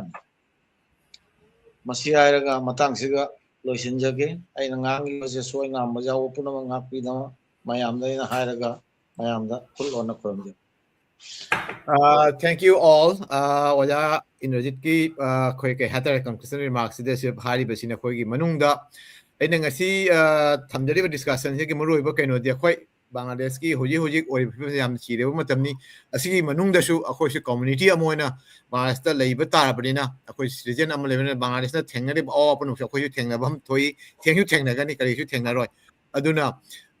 hoji ki oi ba turmoil hai tare asidai sida akhoi gi kan panganba kano singi marakta akoi masing likpa community amana kamaina hingba jai haibase akoi mani lai lai so heiba yamna leire makoi su khra mafam da masa gi daita hoi kana gomana deputy commissioner oina dc oina kana gomamna akoi gi kai haitare akoi upajala sub division sub akoi upajala akoi uno aina haire akoi uno sing oina daiba jauri so everywhere akoi gi media sum politically da leitraga shu कनोगी थाक्तदी लेबा administration ददी यावबा अदुगलना banking sector दा अमगी sector दा ले मखोइसु अखोगे शक्ति अमने ओइना ओइबा जाय असिगु मयाम से पुंजलगने तौबतौदि मखोइदि कौन instrument नि बट ngसाइगी हारिबा अखोगे खुनागी ओइबा लुचिंगबा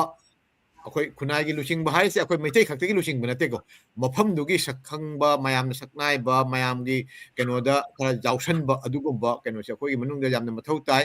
अखोई सालिकोन पाइबा नत्रगना यामना लाइला सो हेबगी सु मथौ तादे ngसाइगी हारिबा ओजा रजिना पलमबदु मफम लेरेबा कनो यामना पैसा पाइना नत्र यामना इना खुन्ना नत्रगना लाइला सो हेगिना ओइबा नते मसागी पर्सनालिटी तो अखोई असिगुंबम तौदबा यादे असिगुंबा अमा थौरम अमदा चंगसनदबा यादे हाबगी कनो अमा विल पावर मा लेबदगी ओइरखिबनी तो अखोई सोइदना थाजै नोमंत्रे नोमदी अखोईगी मनुंगदसु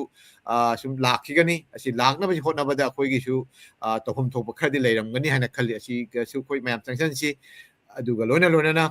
बांग्लादेश की असिगुंबा चिरिबा फिबम सिदा अखोई तुमिना लेरोइसि तौबतबु कई हाइतारे ngasiदी मीडिया की कनोदा अखोई फोंगना हाइबा यादरसु मेसेज ता ngसाइ ओजाला खिकातोन हाइदा अखोईगी मनुंगदा नेटवर्क अमा WhatsApp tabu oiro natragana messenger tabu oiro natragana even cell phone gi tonganba group ama su semba yai dugo makhan gi kano si lei instrument si lei bnina asigi tools sing si na akoi gi manungda akan ba network akoi gi tang oiba nataba mafam dugi oiba akoi bu kamaina tawraga kari oraga kari phibun da kari toba yai do adugi matang na su at least pautak pibina ba natra khana ne na bagi kano ma su thamba ma thoi haina khalli